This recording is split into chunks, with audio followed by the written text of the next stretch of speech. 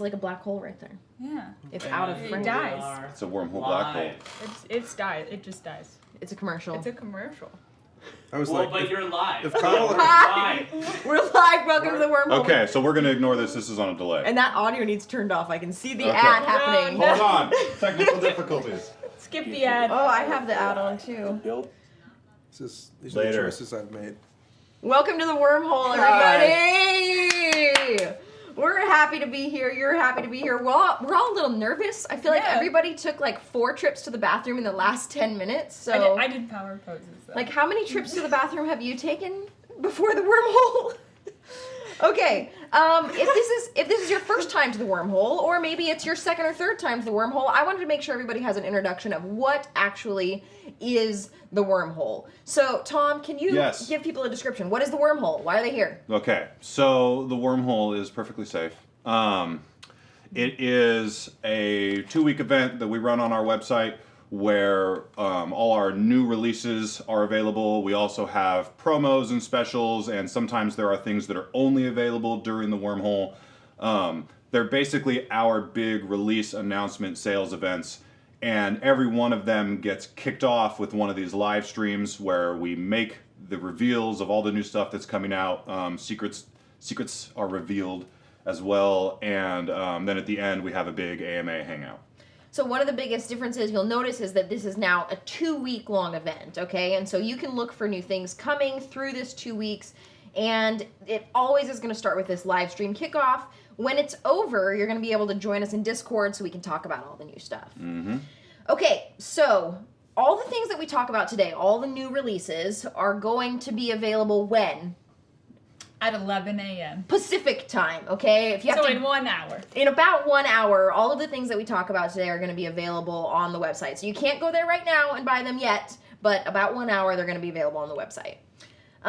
Okay, now I want to talk about something that's going to be happening with every new Wormhole, which is a new patch. Mark, you want to talk about this patch? Yeah, can I back up just 1 second? Yeah, just definitely. So the Wormhole, what originated this conversation was we've had a lot of conversations internally about the direction of the company and how we can more closely associate our craft with our culture internally and our community externally. And so what we're trying to do is bridge that gap.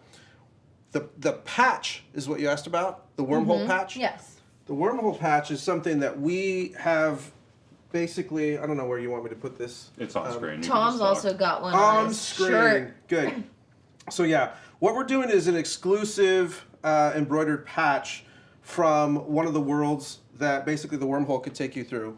And each Wormhole, we're going to have one of these available for a limited supply of these. Yeah. Yeah, so the gist is, if you order anything off our website during the Wormhole event, which is 2 weeks long, you will get a patch for free in your order while supplies last. We had to make them, so we had to decide how many to make, so there is a limited number.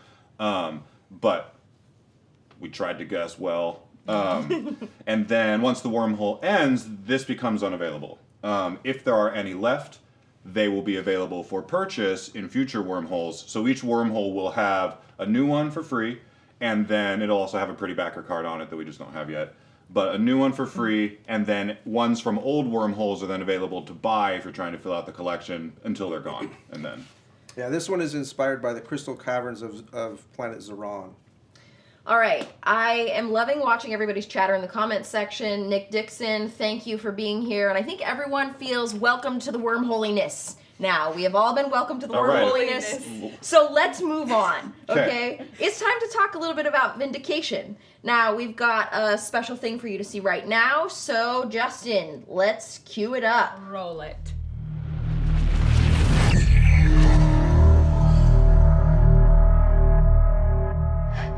When the mind wanders from the waking world, it can reveal wondrous things, magnificent things.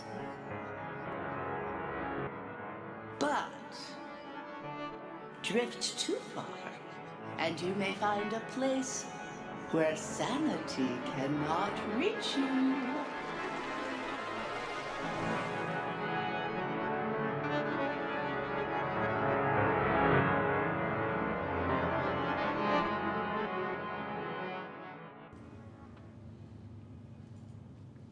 Okay, so dreams and nightmares. First thing from the wormhole. First thing from the wormhole, dreams and nightmares. Okay, Tom, tell me a little bit about this new pack.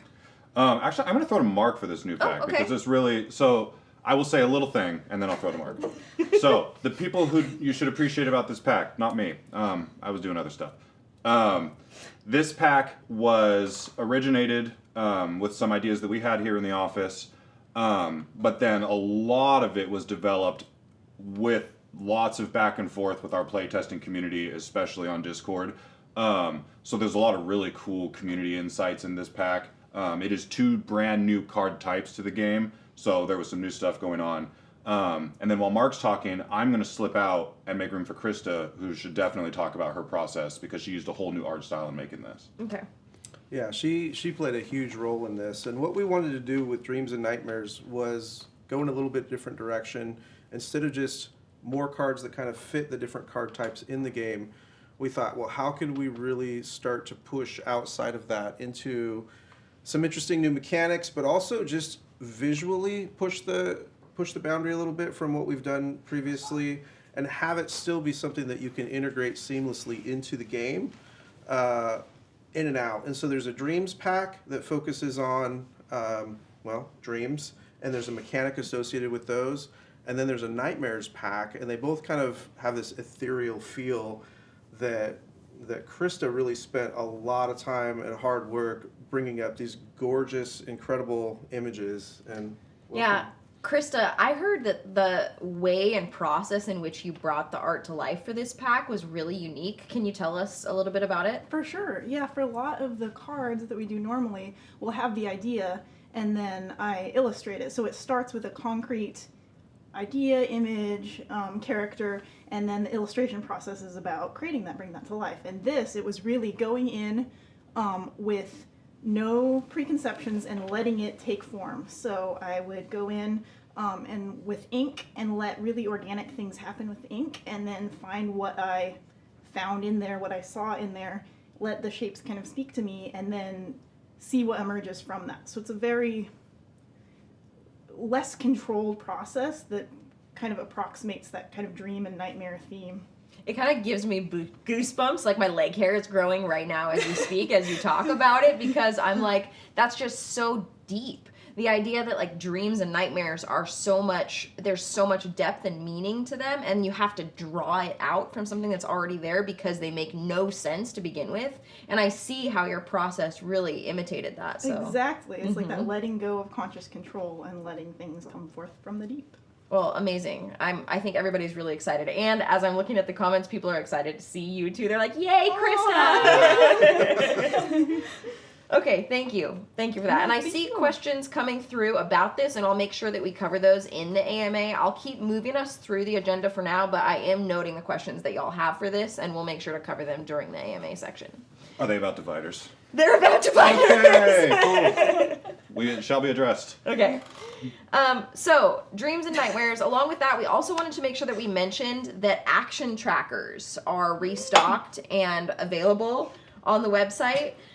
Restocked and different stocked. Yeah. Restocked and different stocked. Yeah, so previously the action trackers for Vindication were only available in the archive big box. We've had a lot of requests for those to be available separately. Now they are, and you can get them on the website. Perfect. Okay, you think that's enough about Vindication for now? For now. You feel properly vindicated? Yeah. Okay, beautiful. I think that means we all I get got. to move into Spiritfire. So let's talk about Spiritfire news.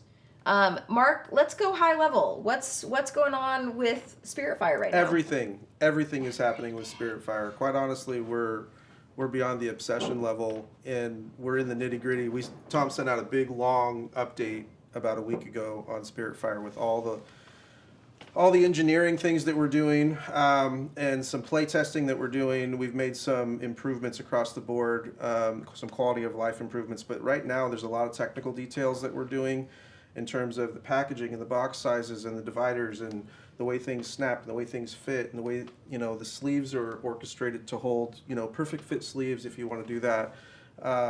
So there's a lot of technical, kind of mumbo jumbo associated with that. And in addition to that, there's kind of the fleshing out of a more robust story behind the mechanics that we've been working so hard on for the past couple of years. And so we are tying all those things together. So mechanically, playtesting just is ceaseless. But in addition to that, there's kind of an overlay of the story that really kind of has to come at the end, where you tie all the things together once the mechanics are smooth. And so we're really tying things up really nicely right now. Yeah. Jeremy Herb says that update was legit, like the most substantial update I've ever gotten on crowdfunding. So good job on that. We got you. Do we want to show any of We the... do have piles of stuff. Yeah, we got piles of stuff We in do. front of Okay, us. let's Should show we some show a stuff. few? We've got some Spiritfire stuff. Here. Feels like it's a good time to Oh, show it okay. off. These are pretty. What do you want to show? My favorite are these little things. I don't know what they're called yet. Those are marbles. Marbles. Okay. So the playmats are They're so cool. darn near done, if not done. The playmats are coming out exceptionally well. They are the printing on them is beautiful. The stitching is wonderful.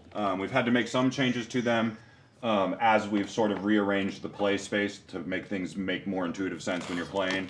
But the actual quality of the playmats, we're very happy with where these are at. We are really happy with the dice. Do we have a shot of dice on screen?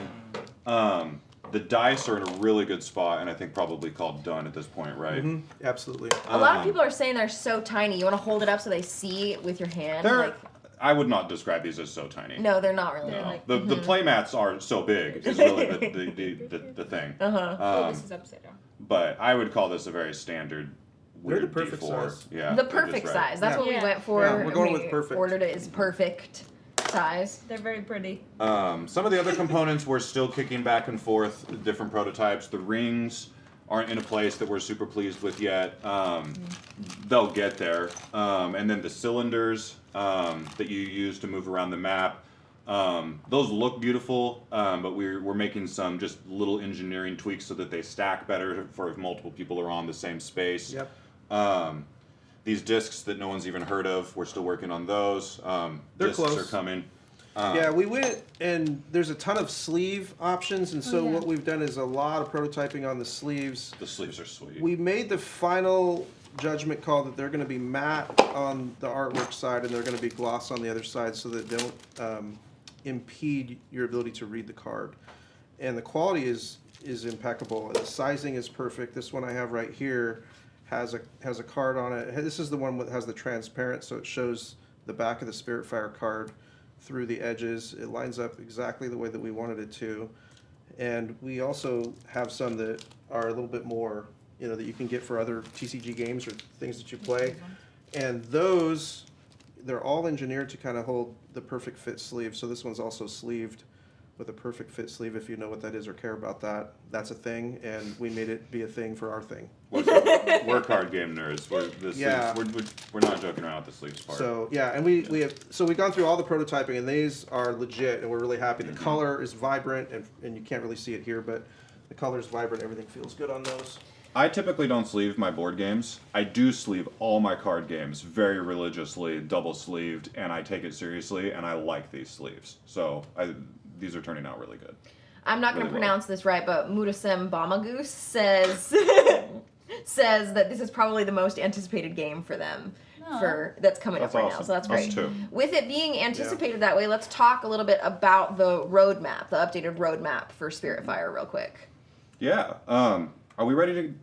I think, did we have one or two slides that were about some of the skill tests? Mm-hmm. Do you want to talk about how that's developed a little bit? Because I think we touched on it in the update, but it's really exciting where that's going and how that's... So there's a lot behind this, and I'll try to be brief. We can talk about it more in the AMA if anybody wants depth. But from a player perspective, what we didn't want was a book of 100 little mini game puzzles that you had to try to get to, and they didn't really necessarily have a lot of significance with what you're trying to do with your character in the game. And so we've kind of evolved the concept of these challenging mini game puzzles into a deeper skill test. So mini games have a skill test where you'd roll a die or you'd flip a card over and make a couple of choices. But this is more engaging than that, and so we have built these challenging spreads where you open the book to a spread, and now I'm doing an adaptability test. Like how well am I able to adapt to this situation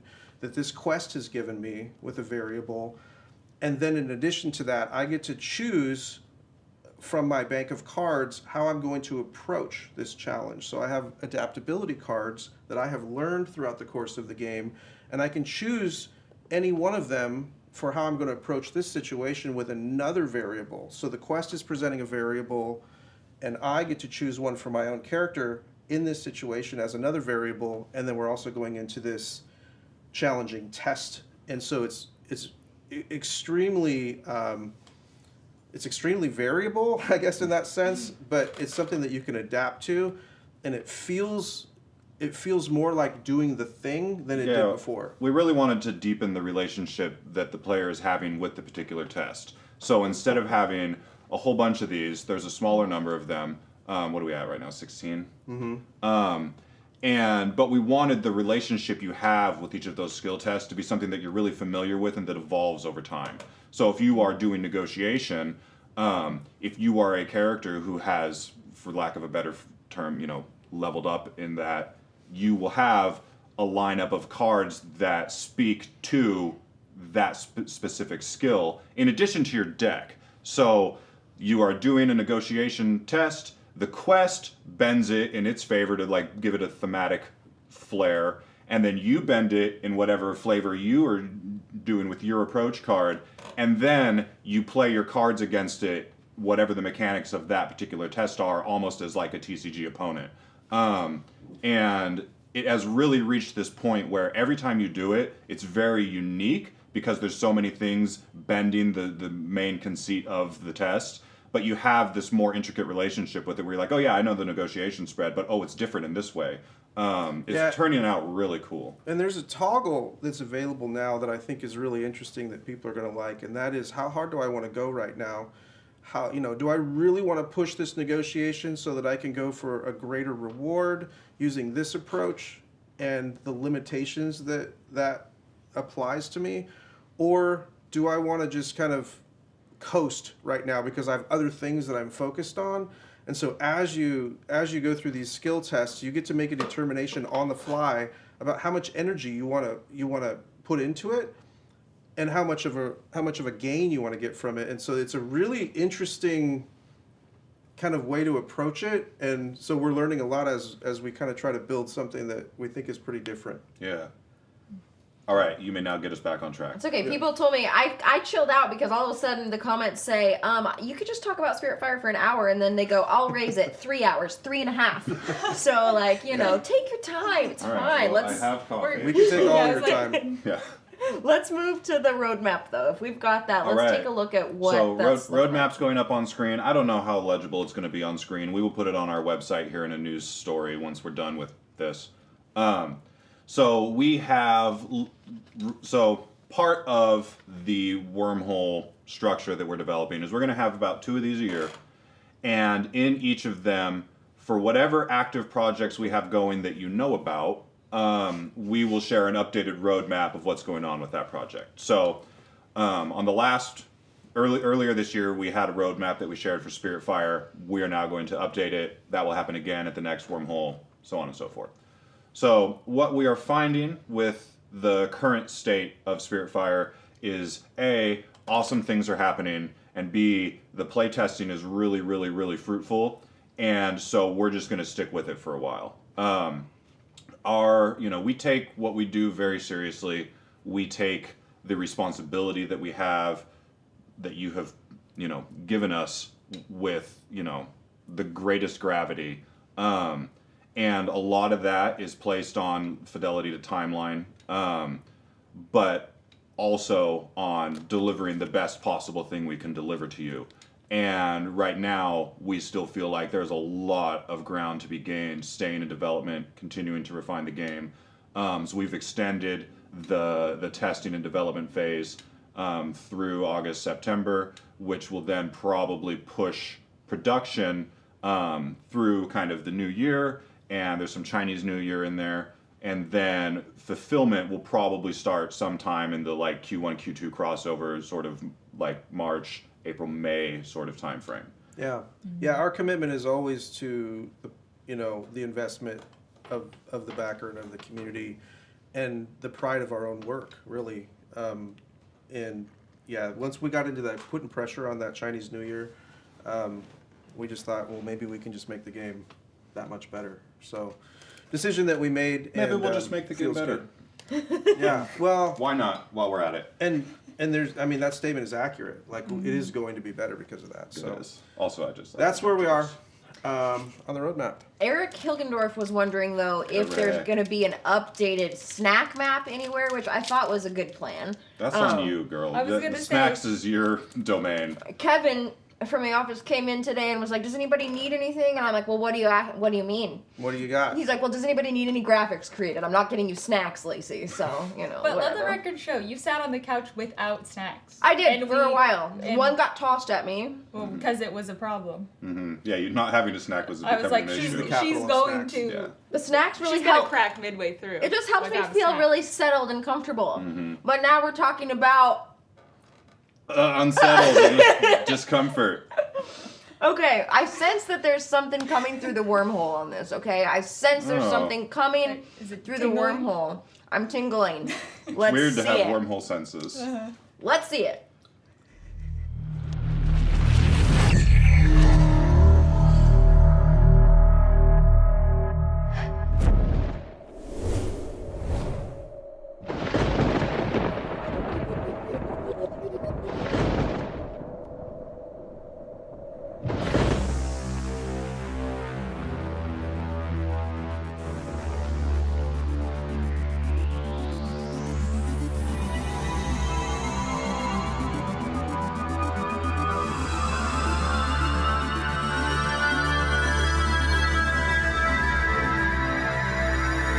Tawa. Planet. Tawa! Planet 10. So Double exciting. digit planets. It happened. Whoa. It Yeah. happened. I didn't even process that. Wait for triple digits. People in the comments knew earlier. They're like, I saw a broken link to a Planet 10 earlier No, this you week. didn't. What? No, That was a dream. That was definitely That was a from nightmare. Dreams and Nightmares. Yes. Uh-huh. Yeah. Let's talk about That is Tawa. our nightmare. What are we excited about with Tawa? Well, Tawa is very thematically cool. So you may have seen in the little video thing this sort of bar of light moving across the environment, and the idea is that Tawa has this very accelerated day-night cycle, and it moves across the planet almost in like a wall of light and dark that you could see coming like a storm, and the environment is very different depending on whether you are in day or in night. And so there's a lot of get out of the sun, get into the shade. Oh no, things in the shade. Like, and having to navigate getting back and forth from where you need to be. Sounds like me at the lake this last weekend. I'm like, just not enough sunscreen. Get into the shade. But then what happens in the shade? Then I'm cold. If you were on Tawa, what would happen in the shade is these crazy hailstorms full of, like magical space hail that's full of all this crazy energy that does wild things when you interact with it. So there are a lot of really interesting things happening on Tawa. The play testing for this one went the best any planet has ever done. And it was very regularly scoring, like, this is among my favorite planets in a Wow. very consistent way. Ooh. It's really, Unsettled has reached this cool place where, when you first design the game, like, you understand the game, sure, you made it. But now we have been working in and, like, settled into the game for years, and the amount that you learn sort of how the game moves and the instincts you have with it grows so deeply that, like, what we're able to do with the planets now as a design team, which includes now Reed and AJ, is just, it's so much more intuitive even than when we made the game. And so things just come together like this, and, well, I don't want to, it's a lot of work, but it's just very exciting that we get to continue playing in this sandbox, and recognizing that what we're going to be able to do in there really is limitless, and we're going to keep getting better at it. And it's a very, very fun thing to do. Okay, you got anything else you want to talk about for Tawa? I would just say the thing that I'm most excited about is when we set out with Unsettled to design the concept of the framework and the planets that you plug in is really starting to pay off in the way that Tom described. Once we hit double digits like this? Well, the goal was once you have the framework investment that it's going to continue to pay off and you can have very affordable,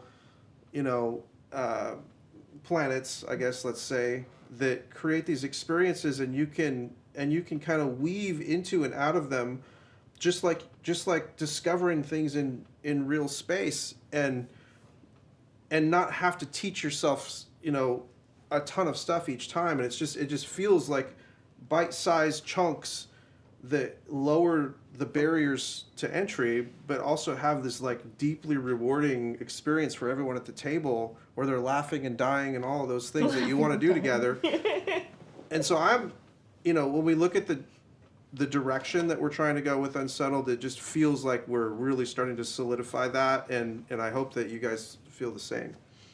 Remember that commercial that we did for Unsettled, Justin and Jared, that had the old Nintendo console? And they were just, yeah. It's like really coming to life. Yeah, where each planet you plug in is like a new... I love that little commercial. Yeah. Yeah, exactly. That's the one. Yeah. Why did I just think harmonica?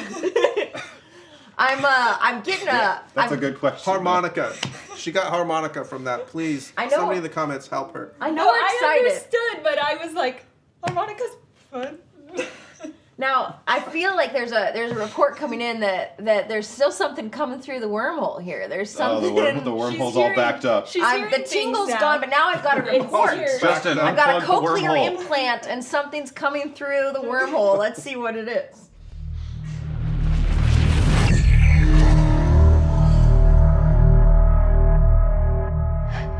This is a message for Luna and the rest of my crew. If any of you are still breathing out there, what I need from all of you is to stop searching for me. Ever since we lost track of each other, I've been mapping the inside of these cave tunnels, and I've had to erase and redraw the whole thing 10 times over. The only conclusion I can make is that the tunnels are dimensionally fluctuating. Return to the ship and get yourselves off this dimensionally destabilized dung heap.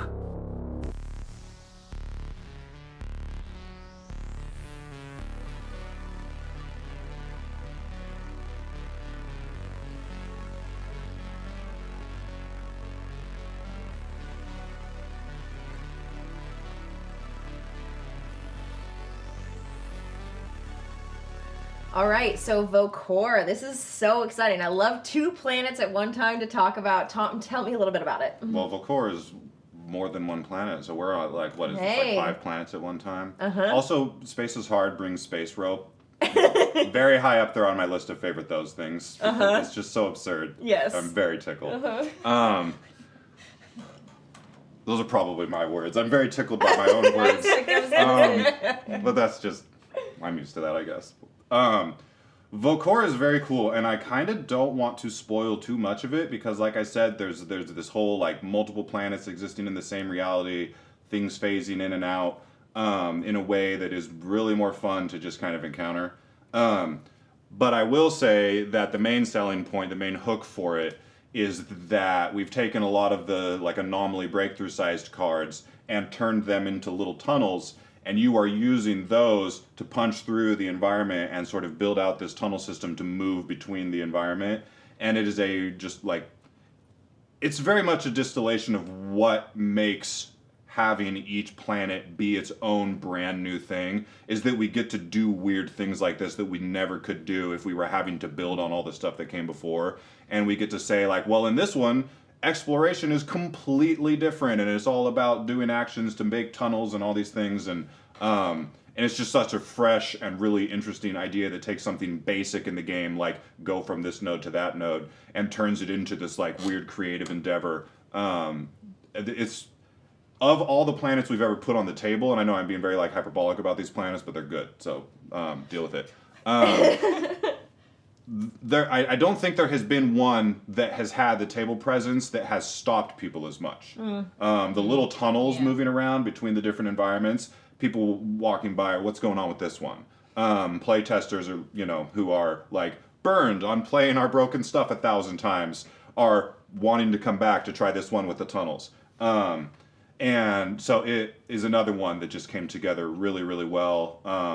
The phasing of planets in and out, messing with which nodes are in play, is really cool. It's a neat concept that really came together. I'm excited about it. One of the things that, again, from my perspective, I look at all the learning curve that we've had designing planets has kind of culminated into what I think is probably stronger design at this point than the earlier planets, because we know a lot more about the game and are pushing on the edges of what's possible. And Reed and AJ and Tom really, really primarily pushed on these planets very hard for a very long time with a ton of play testing. So I feel like it's probably our best presentation of planet product that you guys have seen. And that's, I didn't have a whole lot to do with it, I have to be honest. These guys really pushed it forward. So it is much stronger design, and a lot of that is learning learning from what we've done in the past. Yeah. And so there will be a lot of instances where something will come up, and we'll say, well, this isn't really working, and the point will be like, well, this is how we handled it on such and such planet. And it's like, yeah, I wish we hadn't. Like. We've learned from that. We're going to move forward and forward and forward. So I think these planets are just going to keep getting better. I see a couple people in the comments saying space is hard. Not blowing all my money on new unsettled planets is harder. Love that. And I just want to be super clear in the trailers that came out from the Wormhole. There it said available now. That means 11. But That's listen, a we're in lie. a It's wormhole. 10:30. It's a lie. We're in a wormhole. There's time dilation. It's weird. Okay. That's why we have scientists. Top of the hour. Yep. Top of the hour. Everything will be available. Okay. So now means top of the This is hour why she's here. Right. in Yeah. time dilation Of course. on Unsettled. Time dilation. I feel like she's explained this before, and we just keep forgetting. It's true. Time. It's Because time of dilation. Well, it's the mind dilation. Yeah, that's right. Of the wormhole. Another thing that I want to Again, why she's here. point out that is important. Also, I hear Harmonica Planet is like accepted by the community right now. This is how this Thank crap you happens. so much. Someone says a dumb thing, I mean a really inspired thing, and then off we go. Mark already and- roasted me for it. Okay, I was too busy getting you coffee at that time, I guess. So One thing I wanna bring up is that the planets are moving from $15 to $19, and so this is going to be the last chance to get the older planets at the $15 rate before everything is moving up. So during this Wormhole event, if there are other planets, some of the older planets that you don't have yet, now might be a good time for you to just stock up on all those planets. Yeah, grab them. Okay. And that right there is just the world has changed. Our cost to make a planet has increased much more than this price change reflects, but this is what we felt was reasonable, and while still, respecting the reality of the situation. So. Yes. Also, planet primers. Okay, we've been working yes. on all of these planets. They all are just so different that we've been working on creating these planet primers. It's mostly been Jared and myself, sometimes Malia and myself. And basically, these are like how to plays for planets 7, 8, and 9. And then the primers for planet 10 and 11 will be coming soon. These have been really fun to make. We try. Some might argue too fun. Listen, I was gonna say. There, what? Should they be that fun? We try to make them entertaining. And You For who? succeed. for me. No, For she you. succeeds at them being entertaining. I don't know if you like my flavor of entertaining or not. But you What know matters what? is that you do, and Yeah. you're succeeding. And you're And gonna I do. see. Cheers. Malia does. It's fine. And I'm basically the only opinion that matters. And you should know that I stalk the comment sections of those planet primers very regularly. And when you say something nice about them, I just glow on the inside. Like there's something that happens to me, and I'll just respond back to you. Like, so just comment the nicest things on And those then not planet only respond primers. back to you, but return to it a few hours later and read it again. A few times. Yeah. So if it's really good, don't you screenshot it and save it forever? Yes, I do. I have a special compliments folder. I was like, I've heard you talk about it. Yes, in my photo album. So called on our Hidden Drawer. YouTube, which I guess you are on, Nice try. Planet Primers for 7, 8, and 9 should be live right now. Is that true? Yes. Yay. And 10 and 11 are coming, ideally, according to a thing we have on our whiteboard, during the Wormhole event, during this 2-week window. We will see there's a lot of things on the whiteboard, but that's the goal. They'll be live before you get the planets. They'll definitely be live before you get the planets. Everyone remember that we made the promise that these will be live Probably. before. It's on the whiteboard, so we committed to it. It's on the whiteboard. Okay. If the whiteboard says The it. whiteboard says it. The last thing on Unsettled before we move on is that the remaining stock of the base game and the original planets of Unsettled are available on the website as well. So if you haven't purchased the base game and the original planets for Unsettled, those are going to be on the website, just the remaining stock from our last Some run. some It's- regions are limited. Yeah. Yeah, A quantity. lot of international is very limited. Yeah. So- Yeah. We should have action trackers also in each region. Is that right? Most Yes. regions. Yep. Okay. And those are also kind of starting to dwindle. He so. looked at me like I still work. It's like, why would he doesn't know. Yeah. Why was I looking at him? Yeah. I should have been looking at Yeah. Really should have. Because he just looks to me to be like, no. All right, so that's our 3. I'll wrap it up. That's our 3 IPs, and let's just talk about some general Orange Nebula stuff now. So we have some new merch available, and we have a little trailer put together for it. So let's take a look at that. Ploop it.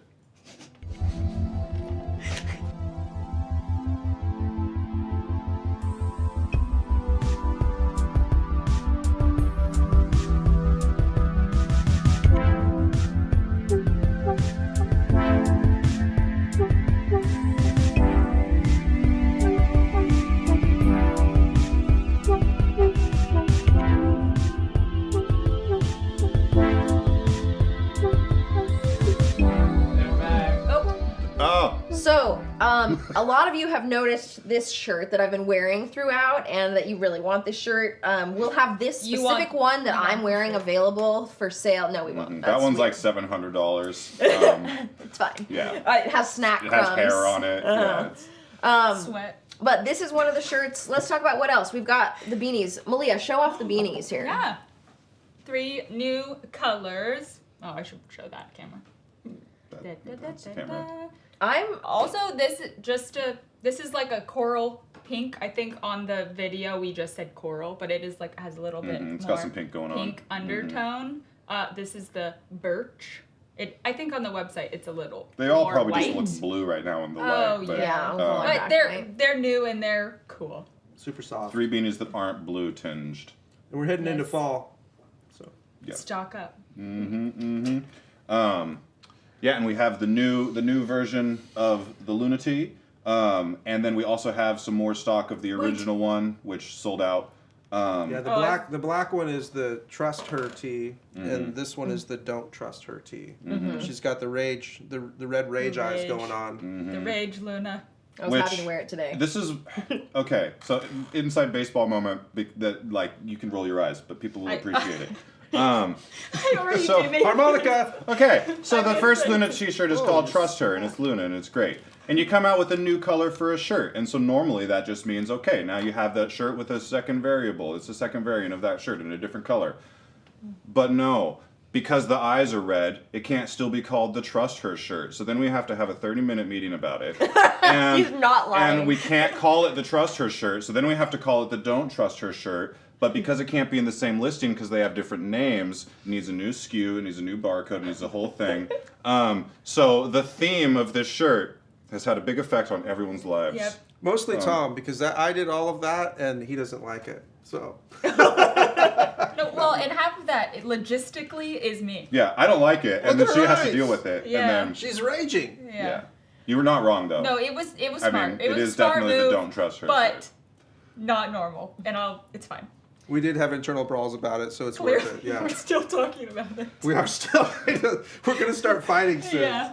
Let's talk about the name of this shirt for 12 minutes. We have one merch request that I want to bring up now. Okay. Space rope. What is that even? Now we have to figure it out. Listen, Like we'll it's do it. Like be hanging from You your know we'll do I it. hope this is the thing. I hope we retire off space rope. And Yeah. it's like something that everyone owns and can't We need get like some enough custom carabiners. Yeah, you that's, know? that's what I was thinking. Carbonite The carabiners. Nebulite. Oh yeah. Come on. Mm-hmm. Let's go. Okay, now shipping. We're trying to do shipping in a interesting way for you all. So can you talk for a second about Wormhole? For the Wormhole specifically, we're doing Yes. some Wormhole specific shipping. Basically, all we mean by that, the only thing that's happening is we have everything made. In past Wormholes, this has functioned sort of as a pre-order. Not in this instance. Everything is done. It's in our warehouse, and by that I mean this room. But it's also at our fulfillment centers, and that's kind of been the vision of the Wormhole that we have just now finally achieved. That we have the stuff, you order it, you get it. What that's going to look like is we're going to run the event for 2 weeks, and then at the end of that 2 weeks, everything's going to start shipping immediately. So on August 6th, the Wormhole ends, and then everything starts shipping right then, no waiting. We are taking major strides to try to discount shipping and make everything more approachable. There are a lot of logistics involved, and we are running into all kinds of things with different warehouses and how those speak with the Shopify systems and things like that. So we're working out some of those details, but at the end of the day, I think what you're going to find between now and the end of the year, especially right now, we are actively trying to just lower the barrier for entry as it relates to shipping in almost every region possible.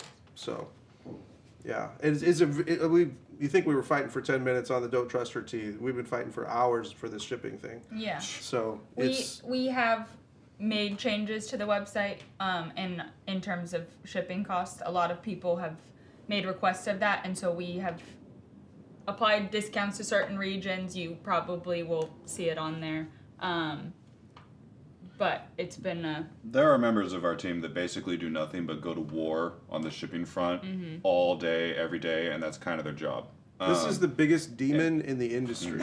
It not just for us, but for all of you. Every customer hates shipping. Every company who has to ship hates shipping. Only people who don't hate it are the shipping companies, and they're still getting beat up. So Yeah. it's a tough thing. I will tell you that from a company perspective, we are acutely aware of how limiting that is for the consumer experience, and so we are going to do some innovative things to make it work, to create this bridge between our craft and our community. Again, this is like kind of our 3 C's tenets thing. We got our culture, our craft, and our community. I'm just going to keep going there.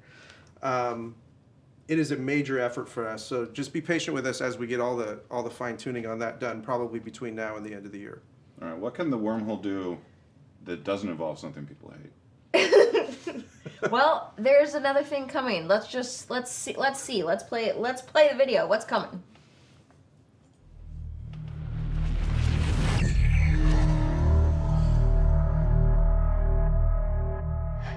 Today we're launching a new line of lo-fi beats videos on our YouTube. The first is titled Menu Music for Video Games That Don't Exist, and it is exactly that. We love the whole vibe and ethos of the lo-fi scene as a sort of like antidote to modern hyperness. Relaxing, hypnotic tunes to slow down with for focus, or for letting your mind wander, or for coming back to yourself, or whatever. With lo-fi beats, there's sort of an emotional support for where your mind wants to go. The comments sections on lo-fi stuff on YouTube are often full of really like encouraging and supportive thoughts, which, yes, please, more of that. We love that energy, and just the whole thing resonates with our whole thing. What we're trying to do by getting lo-fi is invite the community into that kind of mindset and to explore a different type of creative outlet with our team. We have a practice at Orange Nebula called Idea Garden. Each of us has 3 hours of Idea Garden time available to us each week where we can pursue any type of creative thing that we want. This lo-fi stuff came out of that exploration time,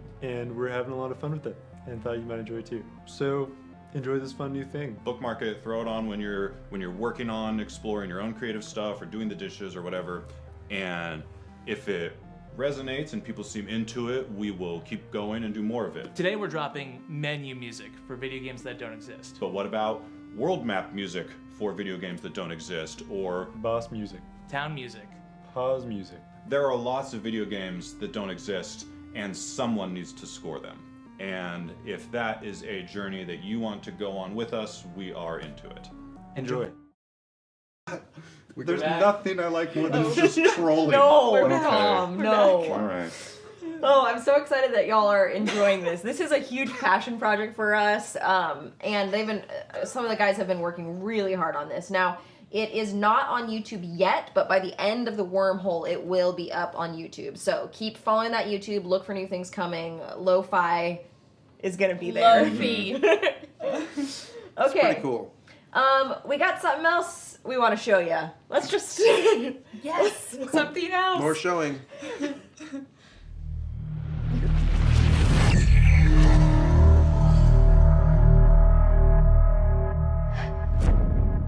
Listen, my kids are my greatest purpose and my reason for being. Is what I would have said before this moment when we thunked up Thonks. Yeah, I don't want anybody in here wasting their time on other things when we need to be moving on this. Nothing else matters. Babe, new Thonks prototype dropped. Hey, feast your feasters on this thonking slab of thonkery. It's very charming. Oh. Yeah, I've got some new slogans and catchphrases. Thonk outside the bun. Thonk the rainbow. Got thonk. Thonks in your mouth, not in your hands.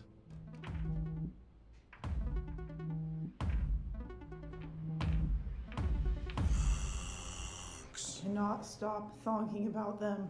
It's taking over my mind. I know. The other night, my wife asked me what I was thonking about. Or, not thonking. She said thonking. No. Thonk up, Tom. Look, I'm just thonking out loud here. Thonk fast. Do you even thonk? Blood is thonker than water. Are you having second thonks? I'm going thonkers in here. No, let me stop you right there.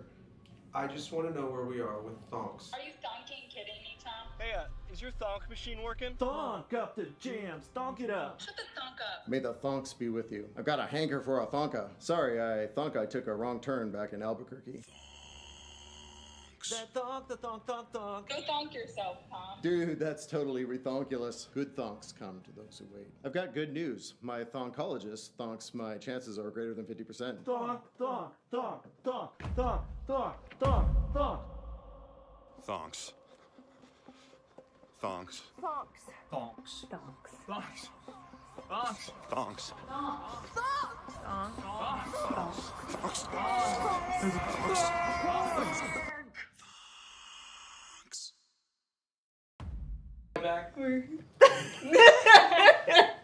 You guys. Like we said, we're very serious professionals. Okay, Eric. And- Eric has been killing me I know. this whole time. I know. Eric is now a star. Yep. Um, A star in my heart and on the internet. Y'all want to see these? Look at these. Look at this. They're so who knew that so much absurdity could be wrapped up in one item?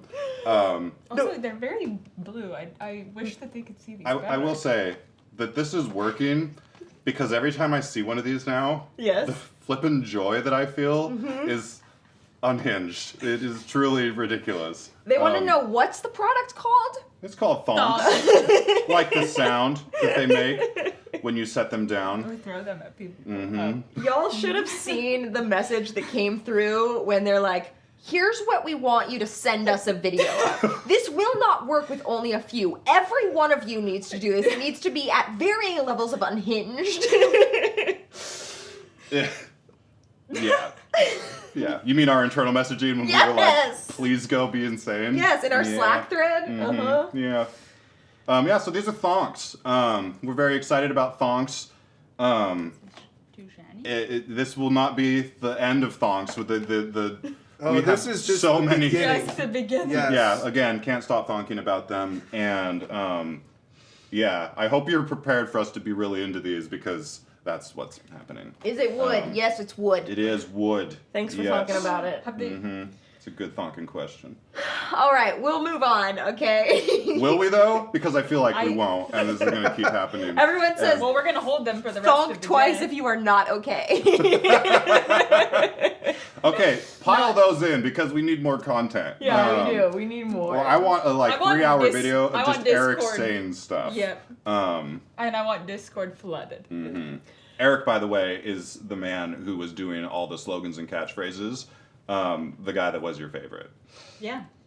And that wasn't even 10% of what he's come up with. No, So- how that like He can't stop. Justin, wasn't there like 15. 15 minutes of stuff on the cutting room floor from yeah. Oh yeah. Oh yeah. Also, he was just standing there making it up, which was, or you know, Was he conjuring really? it. Oh yeah. Yeah. I thought it must have been written. I did not think Eric would ever come No, up with I that wrote kind a bunch thing. of stuff, and he didn't use any of it. Are you serious? He just came out with a whole. He's like, and yeah. just like everything he's ever heard or absorbed in his life came out in some Thonks framing. We have found Eric's calling. Thonks took over. Eric is a hugely capable and intelligent person. It was And Pandora's this box, is what he yes. has been meant to. He still is. But to have this be his call-in is beautiful, and I'm here Oh for yeah. it. Also. Oh, where'd that come from? Your desk needs a Lunathonk, so just handle it, okay? It's true. This one's my favorite. There's something coming now that I gotta say. This was exciting, okay? This was unhinged. This was exciting. But what am I maybe the most excited about? That's You. About her. I think that's coming up next. I think that's coming through. Let's see what it is. Yeah. Tingling. Say Thonks.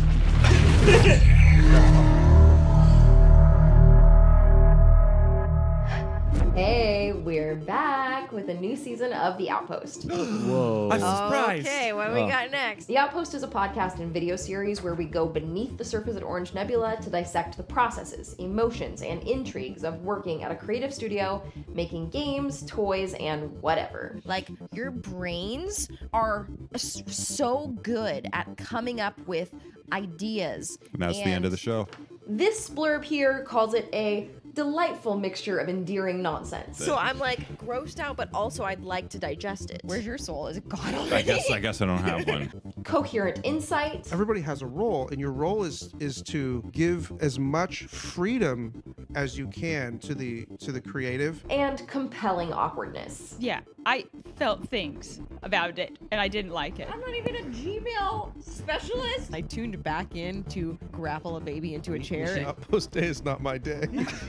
On this season, we're going into the nittiest gritties on the making of Vindication, Unsettled, Spiritfire, and more. Instead of how do we get more powerful than the planet, how do we take whatever this planet is doing to us and learn how to like move with it and use it for our own survival. We have some live creative brainstorm sessions. I get major like Burl Ives vibes from him, so I feel like he can really, really, really sing. I want to empower this tiny terror because I think that if we actually looked at the strength and wildness, I was gonna say, why does it look like Spiritfire? Because it is. Some industry shop talk. Or I'm just sitting there and this person is talking and I'm just like, that ain't gonna work. We never reach the point where we have to prioritize feeding the machine above the quality of the work. And more of the game-focused, behind-the-scenes stuff you've been asking for. Yeah, okay, we have these different mechanics, but now they need to interrelate. The process of getting things to all interrelate changes them all. I never want anything to just be like, you grab it. It's like, you rip it off of the thing. Also, there's some of us just being us. I've got a drawer of hair next to my bed. Don't ask any questions. Yeah, it's fine. How much does God weigh? Do you barter with Fig? We tried to avoid it. Where we go under the surface, beneath the surface, beneath, around, and under the surface. We do with not Orange respect the surface at all. Nebula. Okay, great. Stop talking. We did not avoid it. Okay, thanks for coming to the Outpost today. If you wanted to talk to us, Search for the Orange Nebula Outpost wherever you podcast or on YouTube. That was too much. Oh my gosh. Matthew Gonzalez, it's on like thonking. Oh, I'm sorry, we're still stuck on thonks a little bit. Watching these in the comments. That was great. I have never seen Tom laugh like that. I think he's not. Well, I don't okay. know why that hit me just right. Because you slept for like 5 minutes and Oh, it's that funny. might be part of it. All right, so Outpost Season 3. We are very excited about this Back season. at it. Yes, this season has really chill vibes. You know, we're talking about what? Why are you saying? Why are you laughing at that? It does have It chill vibes. does It's have just chill vibes. so Let's tell chill them that he's what it is amused. for those who don't know. Oh, if you've never been a part of the Outpost podcast, or you've never heard it or seen it or listened to it, this is where we go beneath the surface with Orange Nebula. So basically, we're talking about topics around creativity, around our games. We're talking a lot more this season about our games, the making of the games, the thinking behind games. this season, season 3, right now we've got 2 episodes available on audio. So anywhere that you listen to podcasts, the first 2 episodes of this season are available on audio only. Throughout the Wormhole over the next 2 weeks, those videos will also be available on YouTube. So you'll be able to, you really do both. Listen to it so you can get the full experience, and then come to YouTube and watch how great ridiculous we all look on camera sitting on these exact couches. In like this exact position. Yeah, we are in this exact position. In the first 2 episodes, looks like we coordinated our outfits, and we didn't. Just in spirit. Maybe we did.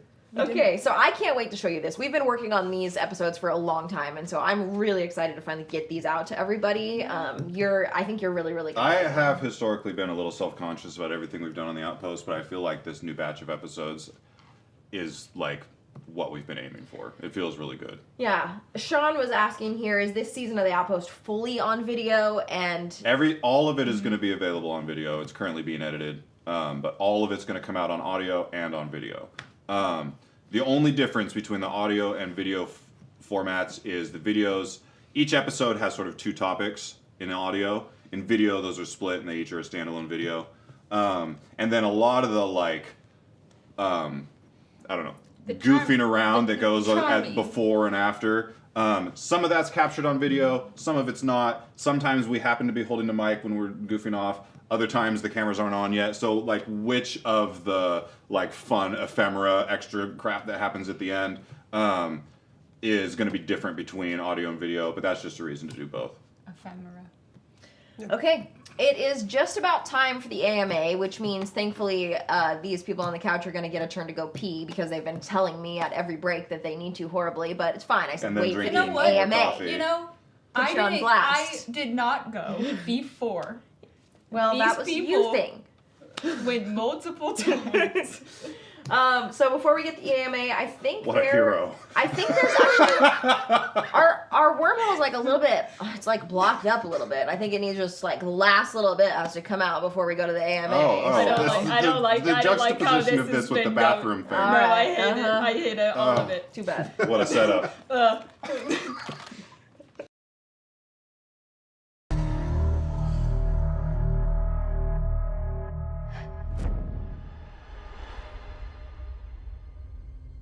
You are wretched.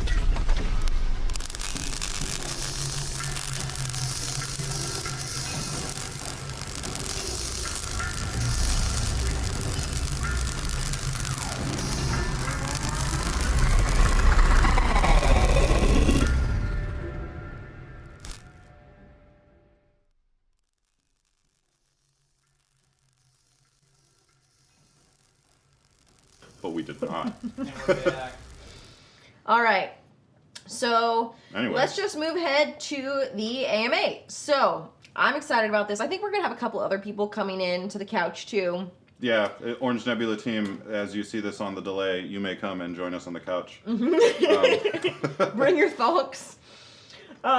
Okay, I have some questions already loaded that came through from Discord.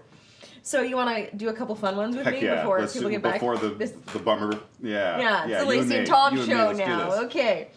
From Mike Sorois, maybe. Does Luna have any siblings? That is a thing that we have discussed. Are there multiple Lunas? Mm-hmm. Is Luna part of a Luna program where there's a whole bunch of her? Mm-hmm. Are there a whole bunch of distinct robots that are all very unique? Mm-hmm.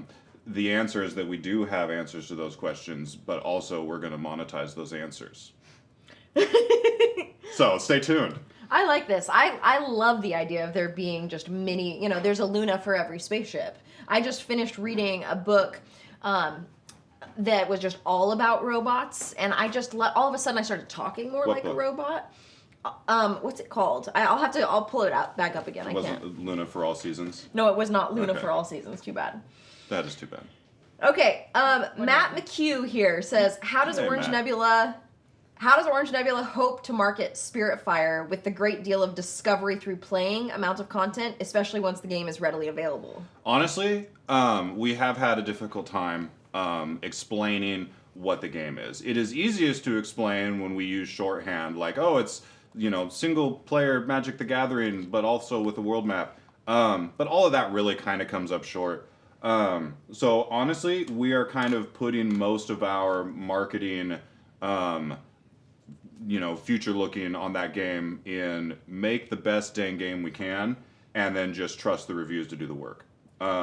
So we're kind of setting down the need to push this one, market it really hard, make the case for it. It's going to make the case for itself when it comes out. Awesome. Just in case you were wondering, it's open. Everything's available on the website now. People are starting to get in there. Did we time that out so How well? do we do that? I know what I'm doing. Maybe you know. I'll take the credit. Well hosted. Well done. Jared, you can come in here too. Come on, get in here. I heard the invite. Yeah, get in here. Also, while we're talking about well hosted, I'm going to just blow Lacey up a little bit here. So the planning for that This is a mess. did not hurt. The planning for Thonks. That's not the sound of our knees. Marks and my knees clacking. The planning for these events is complicated and long and stressful, and often, as in every time, some of us are here until all night. And usually, Lacey gets handed a list of what we're doing about the time we go live. And then yet somehow during the show, she's the one that understands what's going on, keeps everything on rails, is walking us through. I'm having to look over here and try to see what's happening. But Lacey just handles it ridiculously. So Thank you. That's so nice. And I love to do it.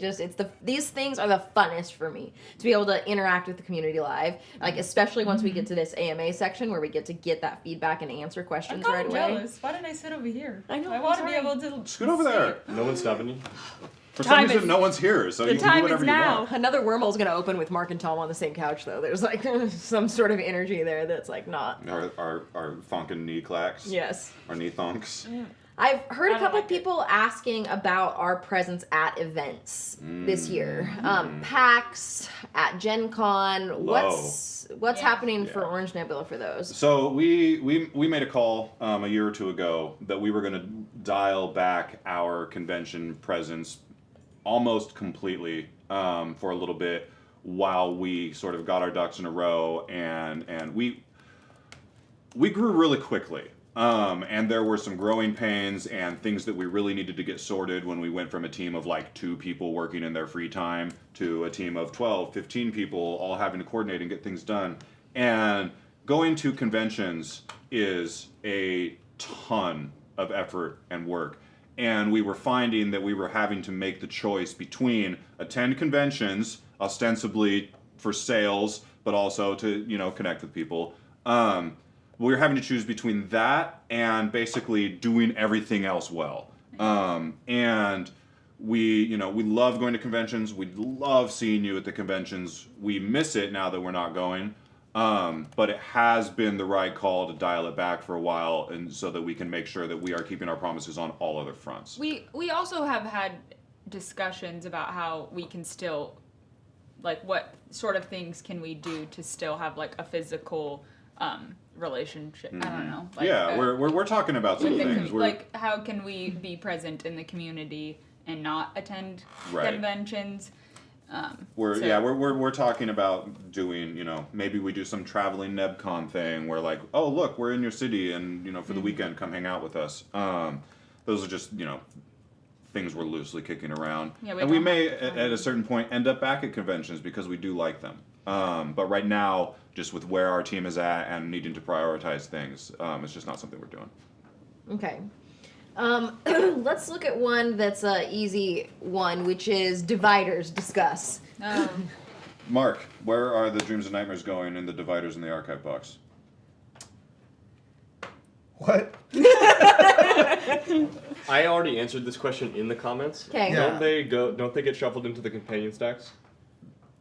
They don't. They got redesigned from that okay. point. What is it? There's a promo divider. There's a promos divider. There's also a miscellaneous divider. Yeah, there's 2. Yeah. I'm gonna scoot over. I just came in from. Yeah, who knows what I was doing? Gotcha. I hope you do. I was Mark's wait, back and he doesn't know what he was doing. I was and he designed them. Where's the rest of the team? Are they dead? Like, what did Mark just do? We talked about this in the earlier section, but I think people just would love to hear it again or hear a little bit more detail. Is Just it about Thonks? Because that's what I'm here for. well, there's endless thonking in the comments, but about the Vindication card pack. So, this question was specifically, are they just companions or what? And no, they're not companions. So can you just kind of talk through what this card pack is again? Yeah, each one introduces a different mechanic that the game has not seen before. Each one meaning each pack. Each pack, Yeah. right. So you can play with dreams, or you can play with nightmares, or you can play with both. They do integrate into the game, but what we should probably do is just kind of put the rules. We'll post the rules somewhere, probably in the carousel slide on that sometime this week. So that'll be up there to give you a little better idea of actually how they function, because I know people want to know exactly how they're going to work. But Note to self. yeah. Put it on the website. There's a little bit of a nuance. It'd be hard to kind of walk everybody through this if they haven't even played the game yet, but yeah. Yeah, Dreams is a distinct new mechanic, and so are Nightmares. They're similar but different.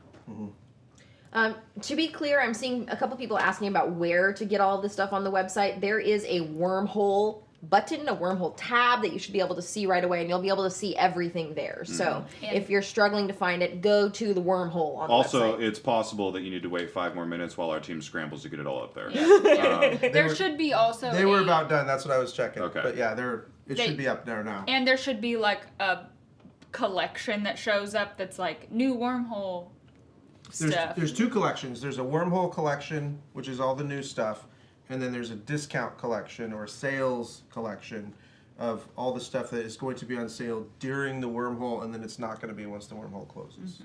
Sales come out of the Wormhole. Yes. A lot of people are asking, will there be other releases over the next 2 weeks? No. All of the releases that come dripping through the Wormhole happen on the live stream always, and will be available during that 2 weeks. For now. That is a very fun idea. It's something we're kicking around. We've talked about multiple live streams over the course of the 2 weeks. The goal ultimately is for these 2-week events to start becoming increasingly a community-centered, kind of like a Kickstarter, big experience that you wouldn't want to miss because it's a whole thing. Right now we are taking it one step at a time with each of these to make sure we don't drop all of the balls. But that's a great idea and definitely something that would be fun in the future. It would be. But yes, expectations. There's not going to be Sweet Planet 3 drops on Monday. None of that's happening this time. We reserve the right to do that later. Okay, let's take a question that's a little bit out of our normal stuff here. I think I remember in the past that it was stated that after Spiritfire, O-Neb was going to focus on smaller games. I was curious if there has been any progress on that endeavor, and that's from Ryan Wordsmith. Ryan. Yeah, there has been a lot. Oh, that's not from Ryan. It's from Gilbert. Ryan's question is above. Sorry, Ryan. All right. Oh, Gilbert. And Gilbert. Sorry, Gilbert. Gilbert is properly represented. No, that was his question. Okay, now that you gave me praise, I just need another What is snack. happening? Somebody give me a Sorry to snack. both It of is you Ryan. for this Ryan. fiasco. Ryan deserves it. It's okay. We love Ryan. Right, but what about Gilbert? Does he deserve We love fiasco? both of them. But do Yeah. they deserve what we've done to them? They don't deserve this No, much. no one Yeah. deserves what we've done. No, I can't punishment. believe what we've done to them. Yeah. We'll fix it. Get the flails. Are we doing Thonkum? Thonkum! Yeah, we're gonna make small games. Thonked. Yeah, we're gonna make smaller games. We are actively working on smaller games. Sometimes we show trailers to things and don't talk about them. When did we do that? You never know. But yes, we have 3 big franchises now centered around big games. And we are really excited to explore sort of a different design space and smaller games that are easier to approach. Approachability is the thing. From my perspective, what we're really trying to do is make them more approachable by a larger audience and reduce the amount of barriers to get into learning a game, paying for a game to be shipped, paying taxes on a game, all those things that are pain points. We're trying to eliminate all of those and innovate as much as we can. And so smaller is one of those things. No pain. No pain game. There's going to be a new column on the website. Thonk pain, man. Amen. Dragon Tears. Sorry, that got me. Dragon Tears from Discord, as well as some people in the chat here, have been asking about plushies for Spiritfire. Are you going to talk about that at all? Why not? Yeah, Plushies? we are. They have their own ideas. We are actively exploring the possibility of producing plushies for the Spiritfire world right now. And I guess that's all I can say about that. We're not going to answer any questions about what it's going to look like. There are certain people on the team who advocate very strongly for the existence of plushies. There was some resistance for a couple of years, and then you guys have been very vocal, and I've been very vocal that we need cute things. Yeah. Plushy things.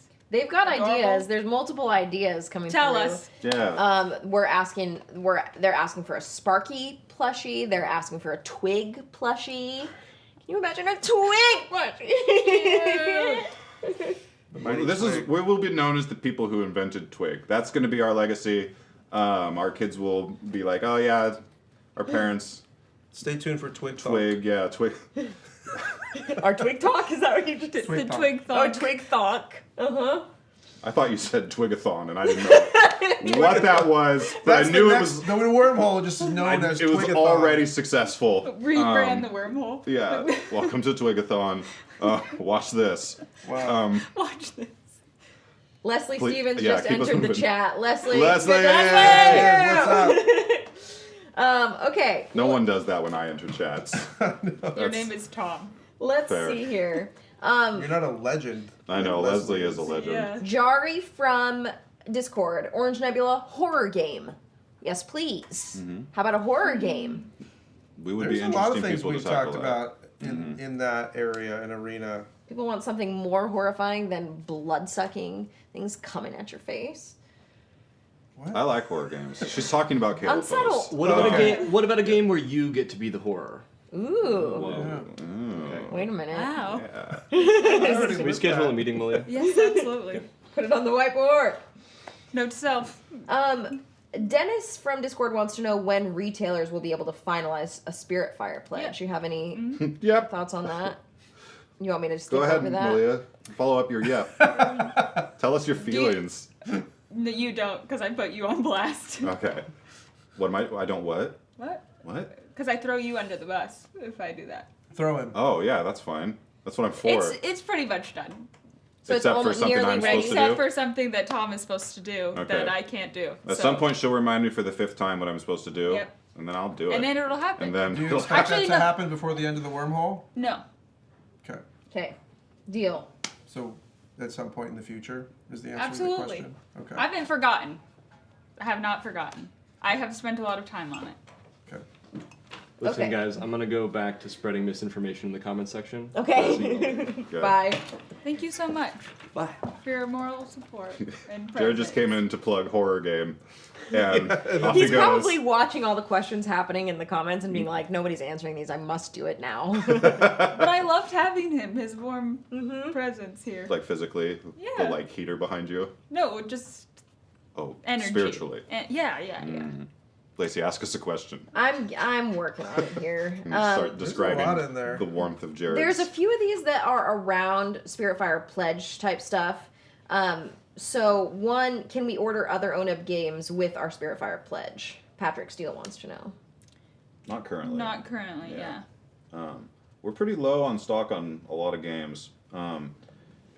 We keep making them, and then people keep buying them, which is frustrating because we're trying to have a bunch, but then they get taken from us.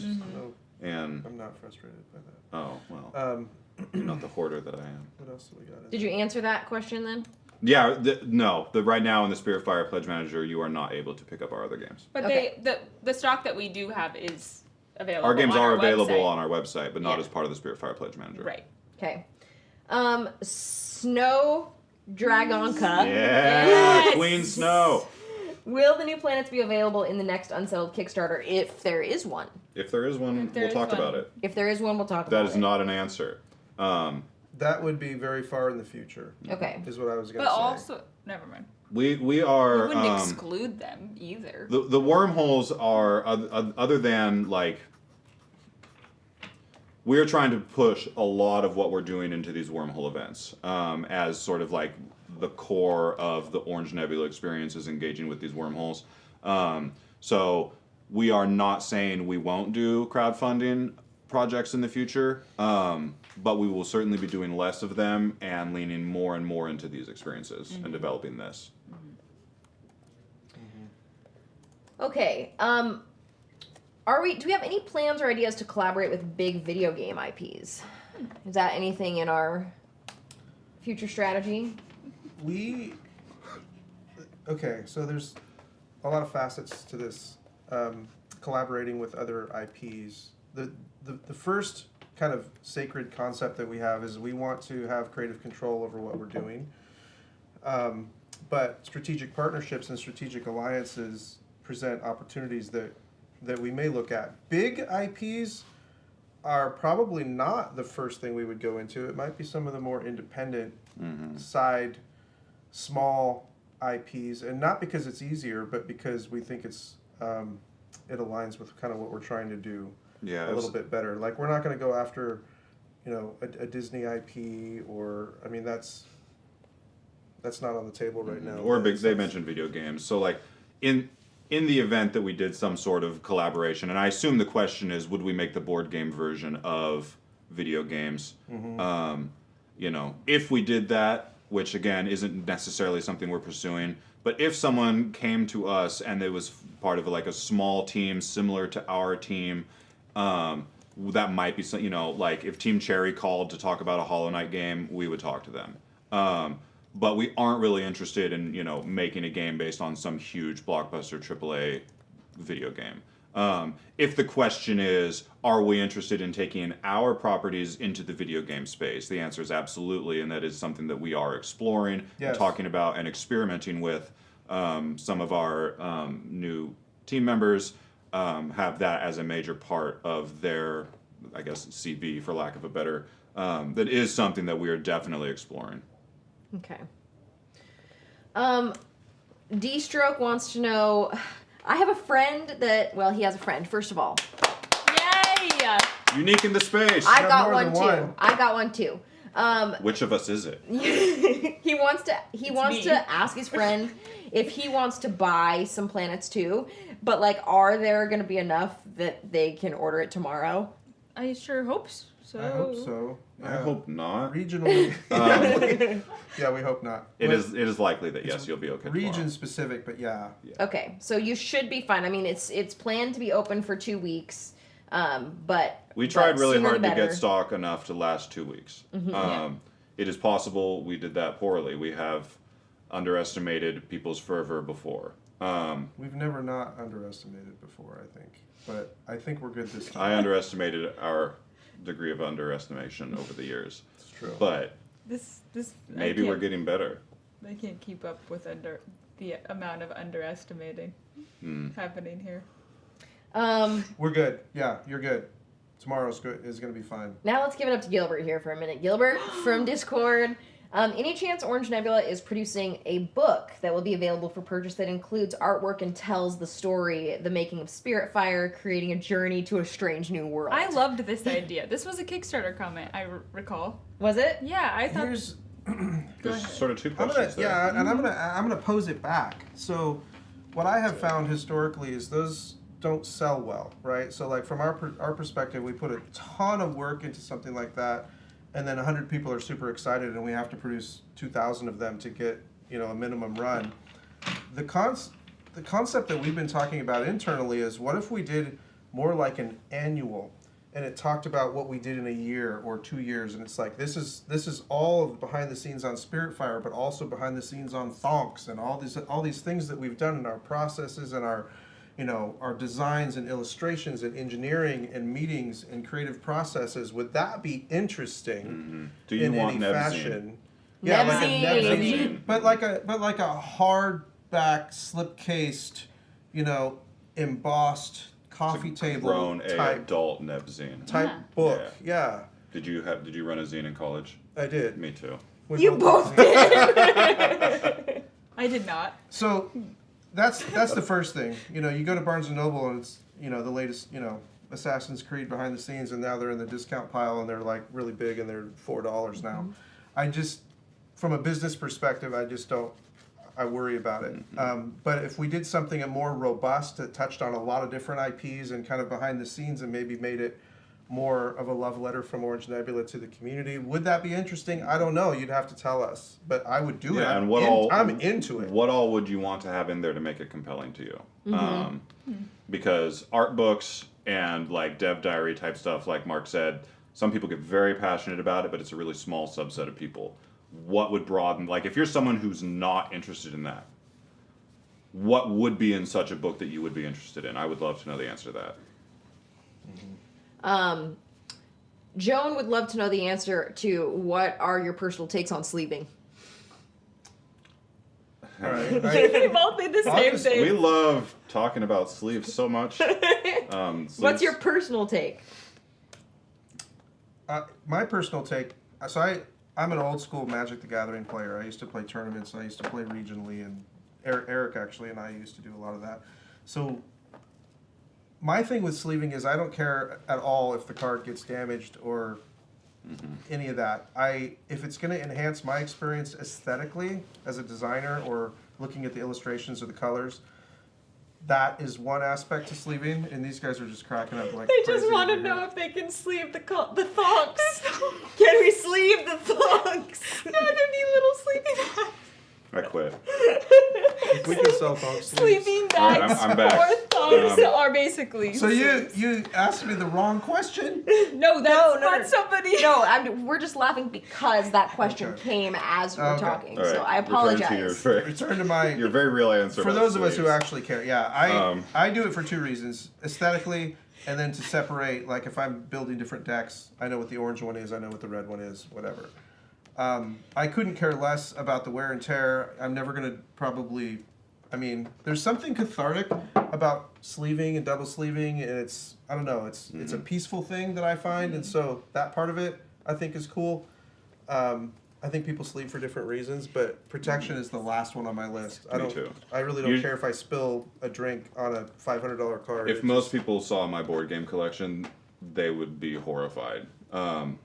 I tend to be of the opinion that a game is sort of like a living, almost, document of the experience that you have with it. And my most beloved games, like you can barely see the cards. They're so weathered, and I love that about it. We had fires in our area during 2020, and it was like, quick, grab like 5 things.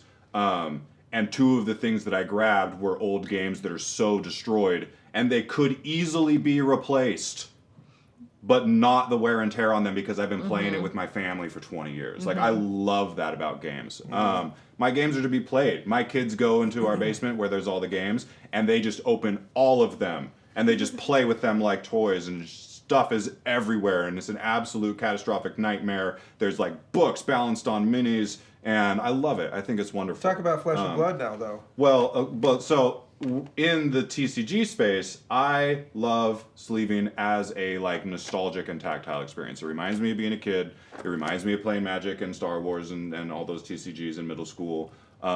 I just get really into the experience of sleeving and unsleeving my card games. So, but again, that is more, like you said, it's an experiential thing, and not because I'm like, oh, precious cards. I don't care. But I know so I love sleeves make me wanna for card sleeve. games, but they look awesome. And it's just fun to sit there and sleeve a bunch of stuff while you're listening to something.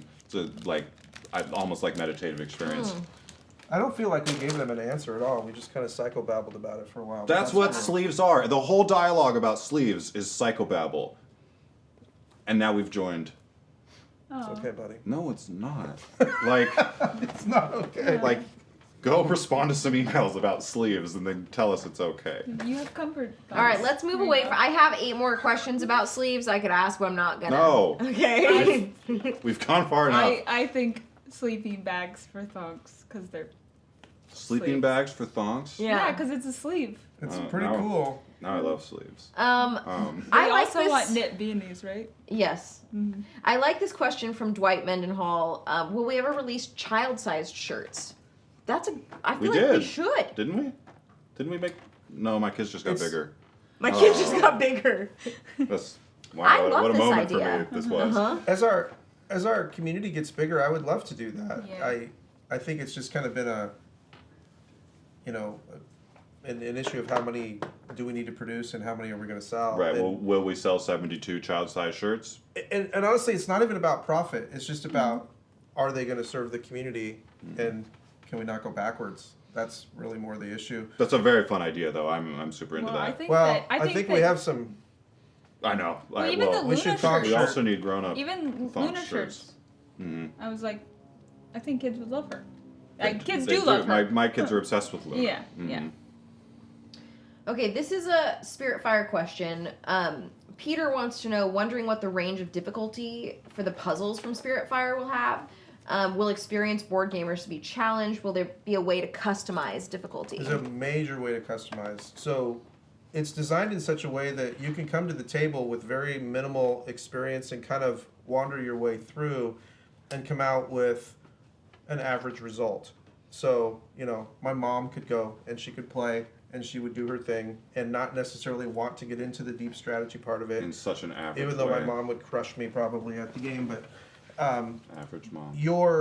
We also were very conscientious that people who want, and Eric is a really good example of this, people who are very highly driven by deck customization and building logical builds for overcoming specific challenges, want to min-max every aspect.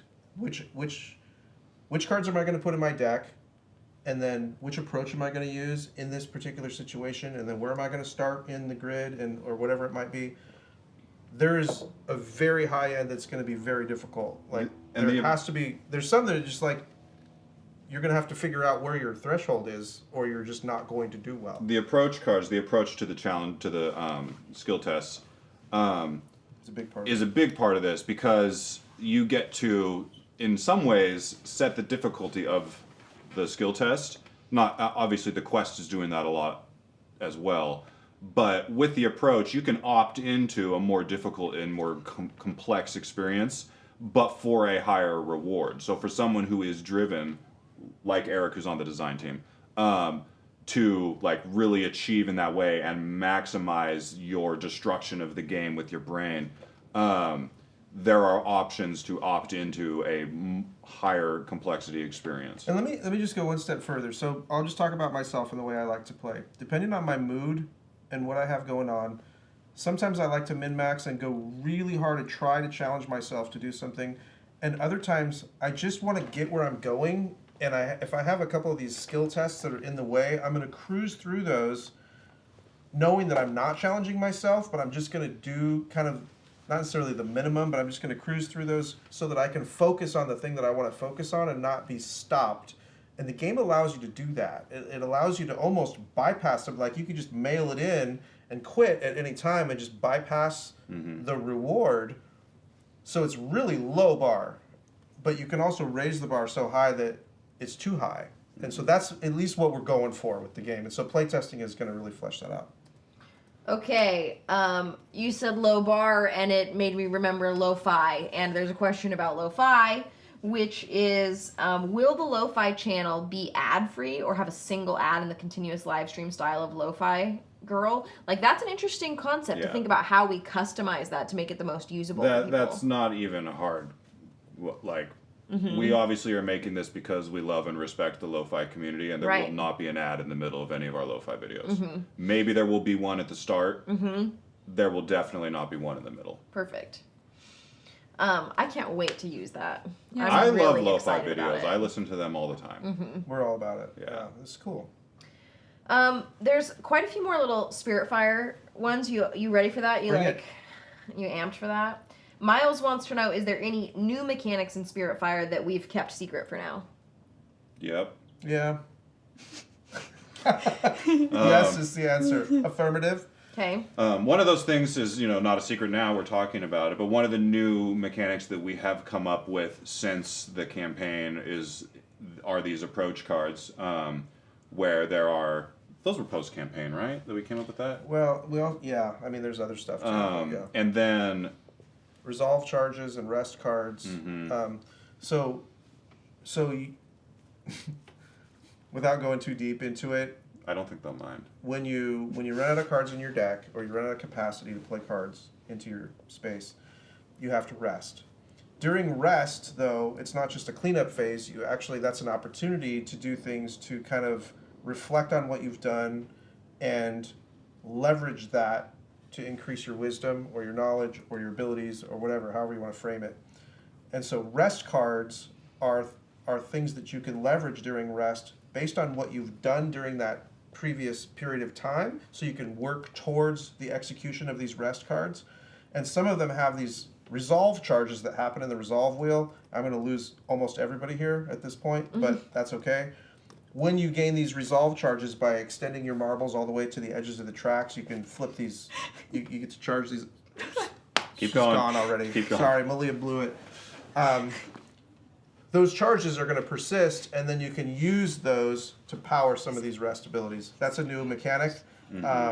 I'm sorry that is worthless information for you right now, but...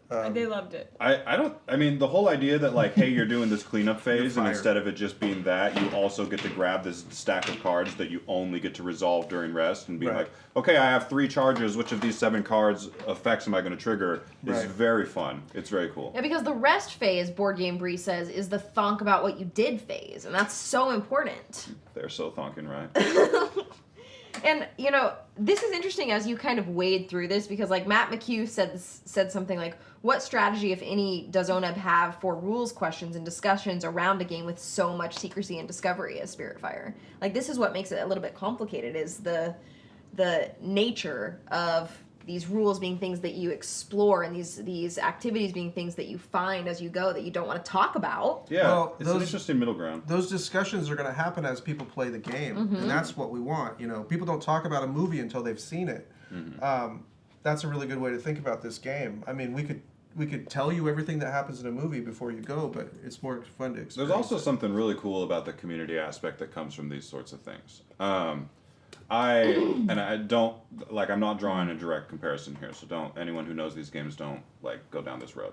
But I'm a big Soulsborne video game guy. And one of the things that's really entertaining to me about an Elden Ring or a Dark Souls is that the actual so much of the game is so obtuse that it drives the community together to discuss it. And what did you experience? What did you find?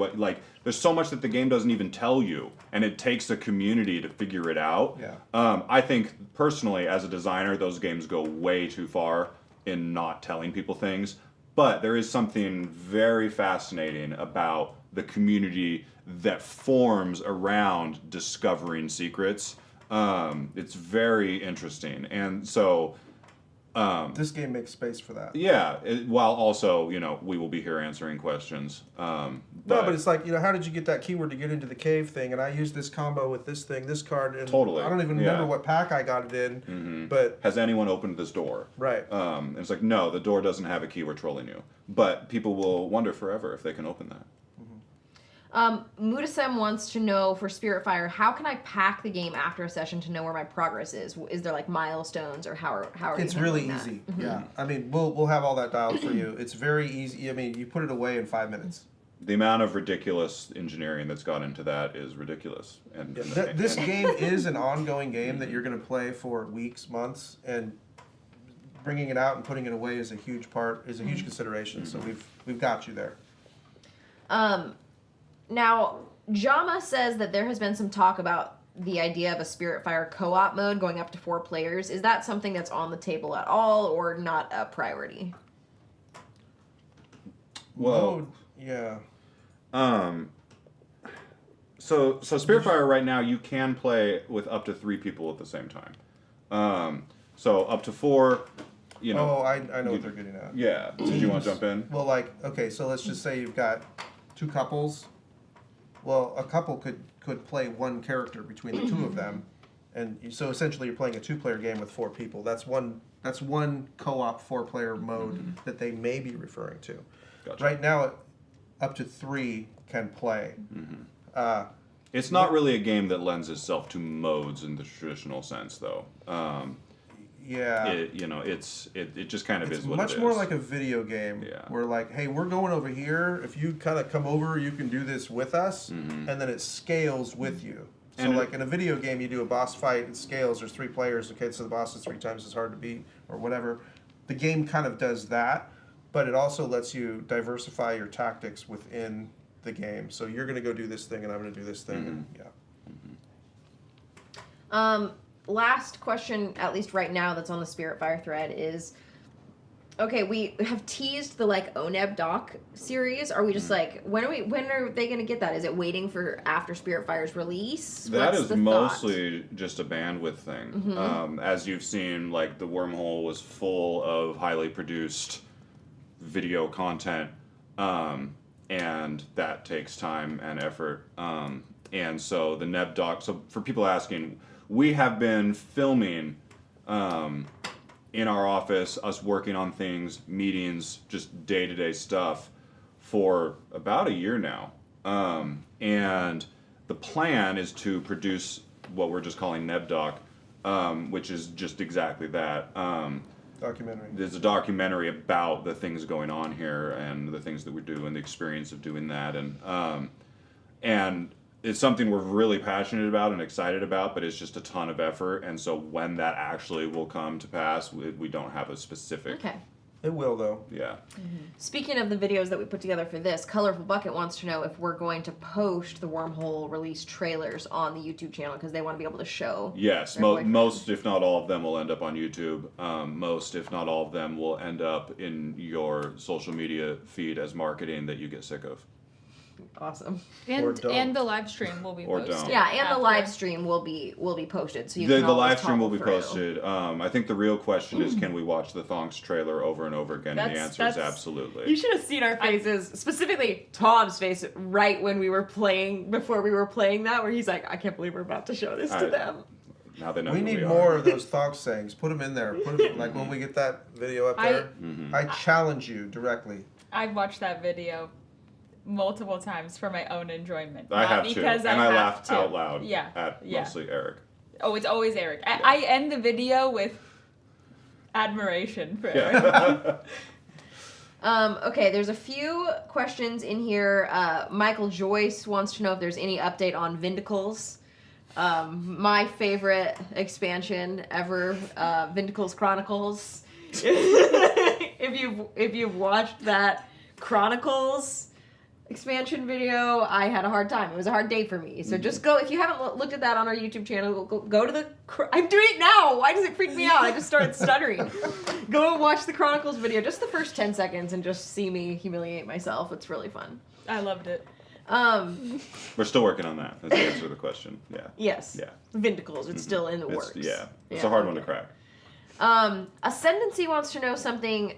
They're curious why we're actually moving away from doing as much crowdfunding. So, a couple. Yeah, there are a number of things, and maybe we'll bounce back and forth. But I'll start. First thing is we get to control the community and serve the community better when we get to make those decisions. Having a platform that we can't control makes us subject to whatever the limitations are there.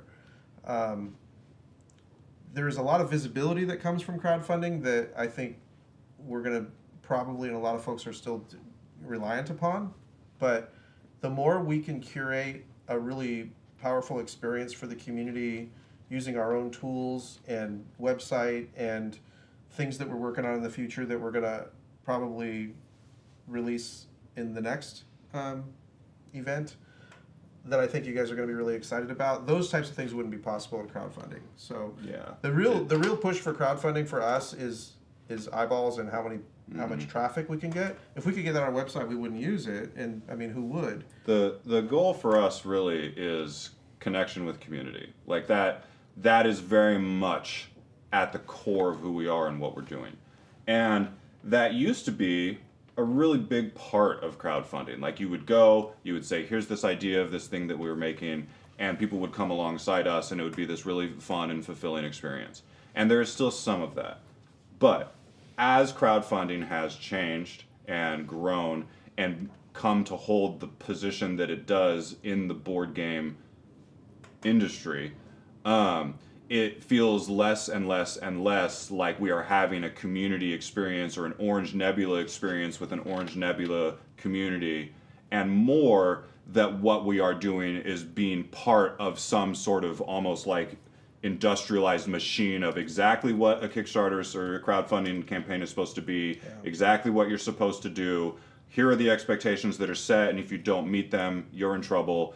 And it no longer feels like it once did, where we are having a community experience that we're getting to define with our own voice and with our community that has their own voice. And so we really want to bring back more of a kind of like connective grassroots experience that gets to be what Orange Nebula is and not what the crowdfunding meta has defined. And so that's really at the heart of it. Yeah, we can't innovate in somebody else's box. Yeah, amen. Amen. There's a couple of Unsettled related questions. I've seen this one come up a few times today. Are there any more survival tasks planned for the original 6 planets in the future? Not currently, but that's definitely something that, that's part of what's fun about the nature of Unsettled is we could do that, and I'm sure we will at some point. It's almost guaranteed to happen, but... We're not currently working on it. Yeah, it's not... Yeah. And Successful Geek Game wants to know, will you ever introduce anything to Unsettled to make it almost like an exploration mode? Like if people wanted to introduce the game to their friends without having to do some of the more complicated survival tasks? We have talked about a couple things. We have talked about like a full-on like starter world that we say like do this first, and it is sort of simplified. We have talked about that. I'm not sure if that's really the question, but that is something we've talked about. Is that the question? Not like really. It's more or like exploration mode. Where really like you're going and you're doing things, but you're not actually having to finish survival tasks. Gotcha. You're exploring the planet. You're researching for data. You're harvesting materials. We have talked about a planet that explores that sort of tone. Mm-hmm. So it wouldn't necessarily be like a mode of the game. We think of the planets as being variants of Unsettled, is kind of the way that we frame it for ourselves. And so is there room for a planet that instead of having 3 survival tasks is a little more open, and maybe there's just one overarching thing, and that's kind of more of an exploratory, laid-back, chill vibes planet? That is something that we have talked about and are kicking around and is on the giant list of possible things. I think that's a very cool idea. Just talk about it. It's not a big deal. I've heard this one come through a couple times as well. Kevin Domonsky wants to know, will any of your games come to BGA? They want to be able to play with their friends a bit easier, and BGA is coming up a few times. They are on Tabletop Simulator. Okay. We're not currently exploring BGA, but that's interesting. Okay. There was about 3 times that specifically BGA was coming up. Interesting. Okay, good to know. Okay, what about synth cards, like Radlands? Has O-Neb ever considered synth cards? I've not played Radlands, I just know it's gorgeous. Okay. All their games are gorgeous. I would love to know more about what that is, though. Okay. That sounds cool. Let's pop into, we have technically we got about 15 more minutes yet left. Okay. How's everybody doing? You feeling fine? You can Feeling answer? technical. We're ready. Because there are a couple of kind of fun questions that are on here that I want to pull. Boring questions only. I also feel like the camera hasn't been on you very much. Really? Because they've been talking the whole time. And people want to see me. Yeah. We know. And Malia. I think we're the prettier couch. Yeah. Mm-hmm. We're not going to argue that. Okay. Anyways, fun. Okay. So if this one is by Reed Phillips, this is interesting. If the team could set off fireworks anywhere. What are you doing, Reed? Where would they choose, and what shapes would they be? I love this. If we could set off fireworks anywhere, where would they be, and what shape would they be in? I love fireworks on the beach. I think fireworks on the beach is the best place for fireworks. Such a landscape, and nothing blocking. Just stop laughing at me, No, you Justin. great. and nobody. What's a can- beach? nobody It's like a can get hurt. landscape, you know? What kind it's of a shape? scape of land. Wetlands. I would like a shape of a piece of pepperoni pizza. You know, how great would that be? It's a triangle, it's got circles on the inside. I think that would be possible. You know, I've seen interesting shapes of fireworks. Give me a piece of pizza firework. Such potential. Wow. What about Thanks you? for What handling shape? that You question, You Lacey just J. opened my love it. She brain nailed to it. all the potentials. Mine's going to be in someone's bedroom, and it's in the shape of red eyes. But Ew, I that's haven't decided horrible. who. Do they like I haven't sparkle? Like decided. sparklers, like the whole time? Yeah, definitely. Cool. Yeah. Okay, I'm into mine it. goes Okay, to a Mark's panda. in Mark's bedroom. Perfect. Mine goes to a panda. A panda. I like that. Just its face. None of the rest of it. Just a but its panda face. Just a bodiless panda head. Yeah, wouldn't that be so cool? That's a good shape. That would be cool. Oh, Mark hates it. He did it. Back to He likes. He's more into the bodies. He's more of a panda body guy. Wow. Panda body guy. Yeah. Wait, what are your fireworks? I'm just. Tom's got this thing set up in the corner with these red eyes that are burning at But that me. was Tom's. His firework is a panda body. You decided I'm for skipping to the next. If you could Thank choose to you. go anywhere in the world to seek inspiration, where would you go and why? This is from Leprechaun. I have a favorite place. Does it have to be What in is the it? world? I have a favorite place. It is a waterfall on a hike just in the gorge, a little bit east of where I live. It's called Pool of the Winds. It is such an amazing waterfall. It's got like almost it's cut out the walls, so all of the air comes out from this crevice as it comes through, and the wind that hits your face, I think, has magic in it. You know, I go there for my birthday. I go there to set intentions. I feel love like it I've there. been there. That's Yeah. beautiful. It's amazing. I love it there. Anybody else? Where would you go for inspiration? I mean, I have always really wanted to go to, like, you'd see these photos of, like, the tippy top, mountain top, like, temple, like, monk type temple, and you're above the clouds, and it's very misty and mystical, and I would love to just go there for a month and do nothing, and just, Yeah. like, sit and meditate and think. That would be, and just watch the mist do mist things. I would be really into that. To me, it has to have danger. It has to have I don't know, danger. I go, like, to Danger? the- Maybe there's tigers there. well, like the Amazon or something. Like I think if there's not an element of fear, then you're not really pushing yourself. Describe all the This is where it elements starts to get of it's fear where we that get you dark. experience I was in like, your I don't mine is know, the like- complete day-to-day opposite. inspirations. Listen, if you don't put yourself in a position where you can rub up against that fear, you're not really growing at the rate that you could be. So when you go to the You gotta coffee do hard shop things. with your notebook, I'm just, what are you when I afraid go is to the gonna zoo, I happen? hop the fence. That's what I do with my sketchbook and Yeah, Yeah. mine is very not the same. What's- I immediately my answer is floating in the ocean. That's good. but what if Just- something touches your leg? sharks. Who cares? No, that we're not thinking about that. We're not thinking about that. We are letting the tide carry us, All right. and then not because we are safe swimmers, you know. Yeah, you know how we're safe swimmers. But I don't have a death wish. I'm just saying. No, you know, you like, immediately brought sharks into my relaxing, reflective. what if they're place. inflatable? What if it's a shark thonk? Yeah. Oh, What if they're didn't think of that. Okay, two merch related questions. One, can we please bring back the dose hoodies? Oh, Please? people like those. Please. Oh, those. That is People also possible. just really like hoodies, Yeah. which, you know, we should consider. All right. Strong hoodie movement I'll reignited. talk about it. Goody also wants to know what about we need an O-Neb vest for the patches. Give us the convention vests. That's a possibility. What are you gonna wear this I'm big just- orange vest around? Where are you gonna wear this orange vest? I have thought about what am I gonna do with that. It's a Because- convention vest. I think that's a good idea, actually. To wear all to your your conventions. You conventions? can put all the brands that you like. I mean, With all your I'm picking, down. patch it Yeah. out. Yeah. Okay, down I with can hear that. yeah.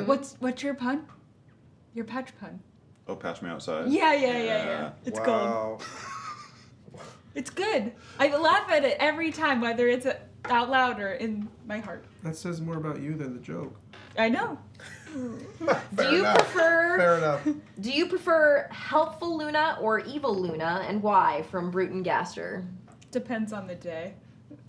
I prefer helpful Luna, duh. Like, Whoa. what would you ever prefer evil Luna? You are wearing evil Luna. I mean, she's right pretty, now. and I'll wear her, Yeah, but I'm not going to I don't want to hang with her. Yeah, but she'll. I will shill for her, but I'm not into it. What if she's out there just destroying your enemies? Yeah, that's what I was gonna say. She'll avenge for you, Yeah. and therefore, I like the processing. I don't know. Is right there. vengeance Lacey's Jay's thing? like, I don't know. I mean, not really. You're entitled to your opinion. You're right. I don't venge. No, you're not much of a venger. no. Yeah. Veg, but not venge. My favorite Luna She's is one of Luna. the Avengers. I like Luna who is being helpful, but is doing it in her very snarky, dark, jokey kind of way. She's like fine.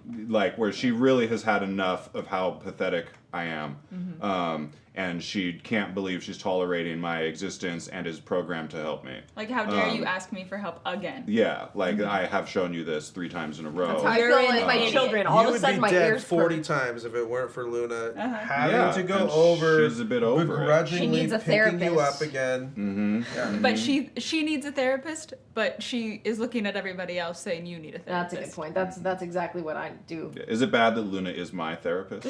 Probably. Oh, that explains Makes some sense. things. Also, they're asking for a Luna hoodie with eyes on the hood. That keeps coming I up. feel like I've seen that. Yeah. Okay. All right, noted. It's possible.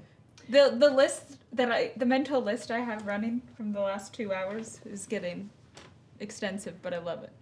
Okay, here's a development style question, okay? From Snow Queen.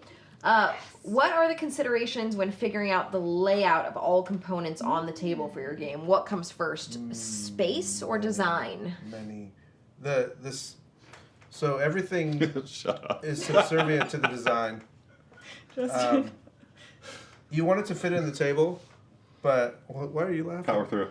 All right. It's just side banter. So there's a saying in the creative industry that the design is subservient to the message, right? So what you're trying to do is communicate. When you're building a tableau or a space, what you're trying to do is get people to be able to access decision points with the least amount of effort, so they're spending all of their time thinking about what they're doing and not what the game is forcing you to have to do to make that happen. So you want it to be intuitive. So when we're building tableaus and spaces for people, we place things specifically so that there's a minimal amount of thinking required to do them, if that answers part of that question. And the other part of Snow, because Snow is a small footprint gal, and for that, as an example, for Spiritfire, when we were designing the table space for Spiritfire, we measured off, average small table. Even though we have this huge conference table that we design on, we would measure off, here's where the game must fit. And everything has to fit in that space, and a catastrophic amount of figuring out how to make everything fit into that space went down. Spit into that space. Everything's spitting into the space. But it's one of those things that's actually, it's one of those areas where restrictions really beget creative thinking. And a lot of very cool ideas on Spiritfire in particular. Unsettled, is big. But with Spiritfire, we've really been focused on that, and a lot of really innovative and cool ideas have come from having this physical footprint restriction and box size restriction, and it's forced us to really grind our brains together and come up with some neat things. It's been fun. Mudasem keeps asking, please tell us what recent board games each one of you is enjoying. And I'm like, we've all been working so hard, we're not playing anything right now. I played a little bit. Dune Imperium's pretty good. I like that. Castles of Burgundy. I know, I haven't played that until just recently, but I thought that was great. Yeah. Eric enjoyed it too. Those are two, they're pretty mainstream, so there's not a whole lot of obscurity with those two titles, but I've been playing a little bit of Summoner Wars with my son. I love Summoner Wars. But not a lot of board games. I have, I've been squeezing in some video game time late at night by myself. But, like Lacey said, a lot of we run into free time and it's like, all right, do we want to input or output? And we spend a lot of our free time making things rather than playing them. We try to stay current and we will force ourselves to have, it's game time. But for the most part, we just want to keep making things. Yeah, one of my 3 focus words for this year is rest. And so anytime I'm having downtime, I'm like, what if I just close my eyes? You know, not play a game, but maybe I just close my eyes, and that's been nice. That might be beneficial to future productivity. Yeah. Yeah. Well, I'm not thinking about it that way. I know, I'm ruining it. I hated it. Did you see how immediately I pushed back on I love that? it. I love it. I live for this. Leslie says they love Dune Imperium. Everyone loves Dune Imperium. I really need to play that. Ooh, this is a good question. Michael Morris wants to know what kind of design parameters went into Thonks. Was it purely on sound quality? I love that the person asking us about Thonks is a designer. Uh-huh. That makes me so happy. Uh-huh. Okay, design parameters that went into Thonks. Well, the phonetics was a big part of naming, yes. Mm-hmm. So, thonk. Mm-hmm. Thonk. Mm-hmm. We wanted it to not look like something that was for children. You know, it had the potential to go sort of this Haba toy route. And we really wanted it to, like, sure, anyone can enjoy these, but we wanted it to be something that would appeal to our design peers. And when we say design peers, you know, our studio has a background as design agency, graphic design, visual language type work for clients. Branding, yeah. And so we really wanted Thonks to appeal to our peers in that area as well. So we've really put a lot into some of the little details of it and the way that it's presented, so that it can be this thing that is just embodies absurd, joyful nonsense, but also like there's some class to it. I feel like we've somehow threaded that needle. Mm-hmm. It's a nice fidget for me. I'm over here fidgeting with. I'm never not time, fidgeting too. with them at this point. Yeah, they're Or hugging them. They're very satisfying. I have a lot of relationships already with them. Next. As we get close to wrapping this up, Shutdown asked what sort of thing they can expect from future wormholes. So, you know, we're closing this wormhole live stream, but the wormhole is going to be open for approximately 2 weeks. What can people expect from future wormholes? Yeah, I mean, that's a great question. You know, future wormholes might have, you know, one thing that we're talking a lot about are, you know, a wormhole store where there are things that you can only buy during the wormhole. And then what would those things be where that wouldn't make everyone mad and it would be fun? And, you know, we are talking about, obviously, with the things like the Thonks ad, you see that we get enjoyment out of skit type things. When we have time, we really get into that kind of stuff. You might, like our previous wormhole, discover that, oh my gosh, you're at the launch party for a crowdfunding campaign. Mm-hmm.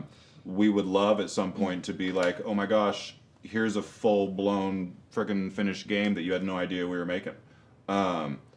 We have a lot of conversations about what the wormholes could be, how it could build community, how we could have more things in, you know, is stretch goals a thing that happens in a wormhole? Like, like what can a wormhole be to become a big, vibrant community space? So This we're is- building it each time. Yeah, there's an opportunity for us to try things in a wormhole with this model. So what I think you're going to find is there's going to be even more drops of different types of things that are not just specifically board games. That's a great point. And we're going to just kind of see how that goes. And I think the direction and the trajectory of the company is to inspire more creative gathering together of people, to honor good design, good writing, good illustration, and to build stories and worlds that kind of people get to share together. So it's not just games. It's still very game forward, and we're not going to deviate from that. We're going to keep making games and you know, supporting the ones that we have. But I think what you're going to find is us trying to extend and kind of maybe even flex into like some of these other types of things that we're going to try out and see that kind of our group has decided we want to try. Mm-hmm. And that may open doors to new communities, and we will but hopefully there's some crossover. We will totally release things where you're like, you did what now? But we did. Yeah. You're going to find that in the near future. We like that. I like people coming up with some ideas here. Jay says community submitted video or photo challenge. All of a sudden, I'm like thinking about creating like coloring sheets and like letting kids do coloring sheets and us sharing some of them on the Wormhole. That would be so fun. I love that. Just different ways that we can involve the community and make it more of a community event. Totally. Yes. Give people assignments beforehand and share the assignments and the ones that we pick amongst the group. That would be really fun. I love all this. It's wonderful. This is exactly what we're hoping for, is this type of buy-in and enthusiasm about it. Awesome. Okay, thank you all for spending a couple hours with us. We're very grateful for your presence, and I hope you enjoy your presents. And we'll see you later. It's like a guy trying to start a slow clap by himself. See you on the next trip through the Wormhole. Goodbye. Bye.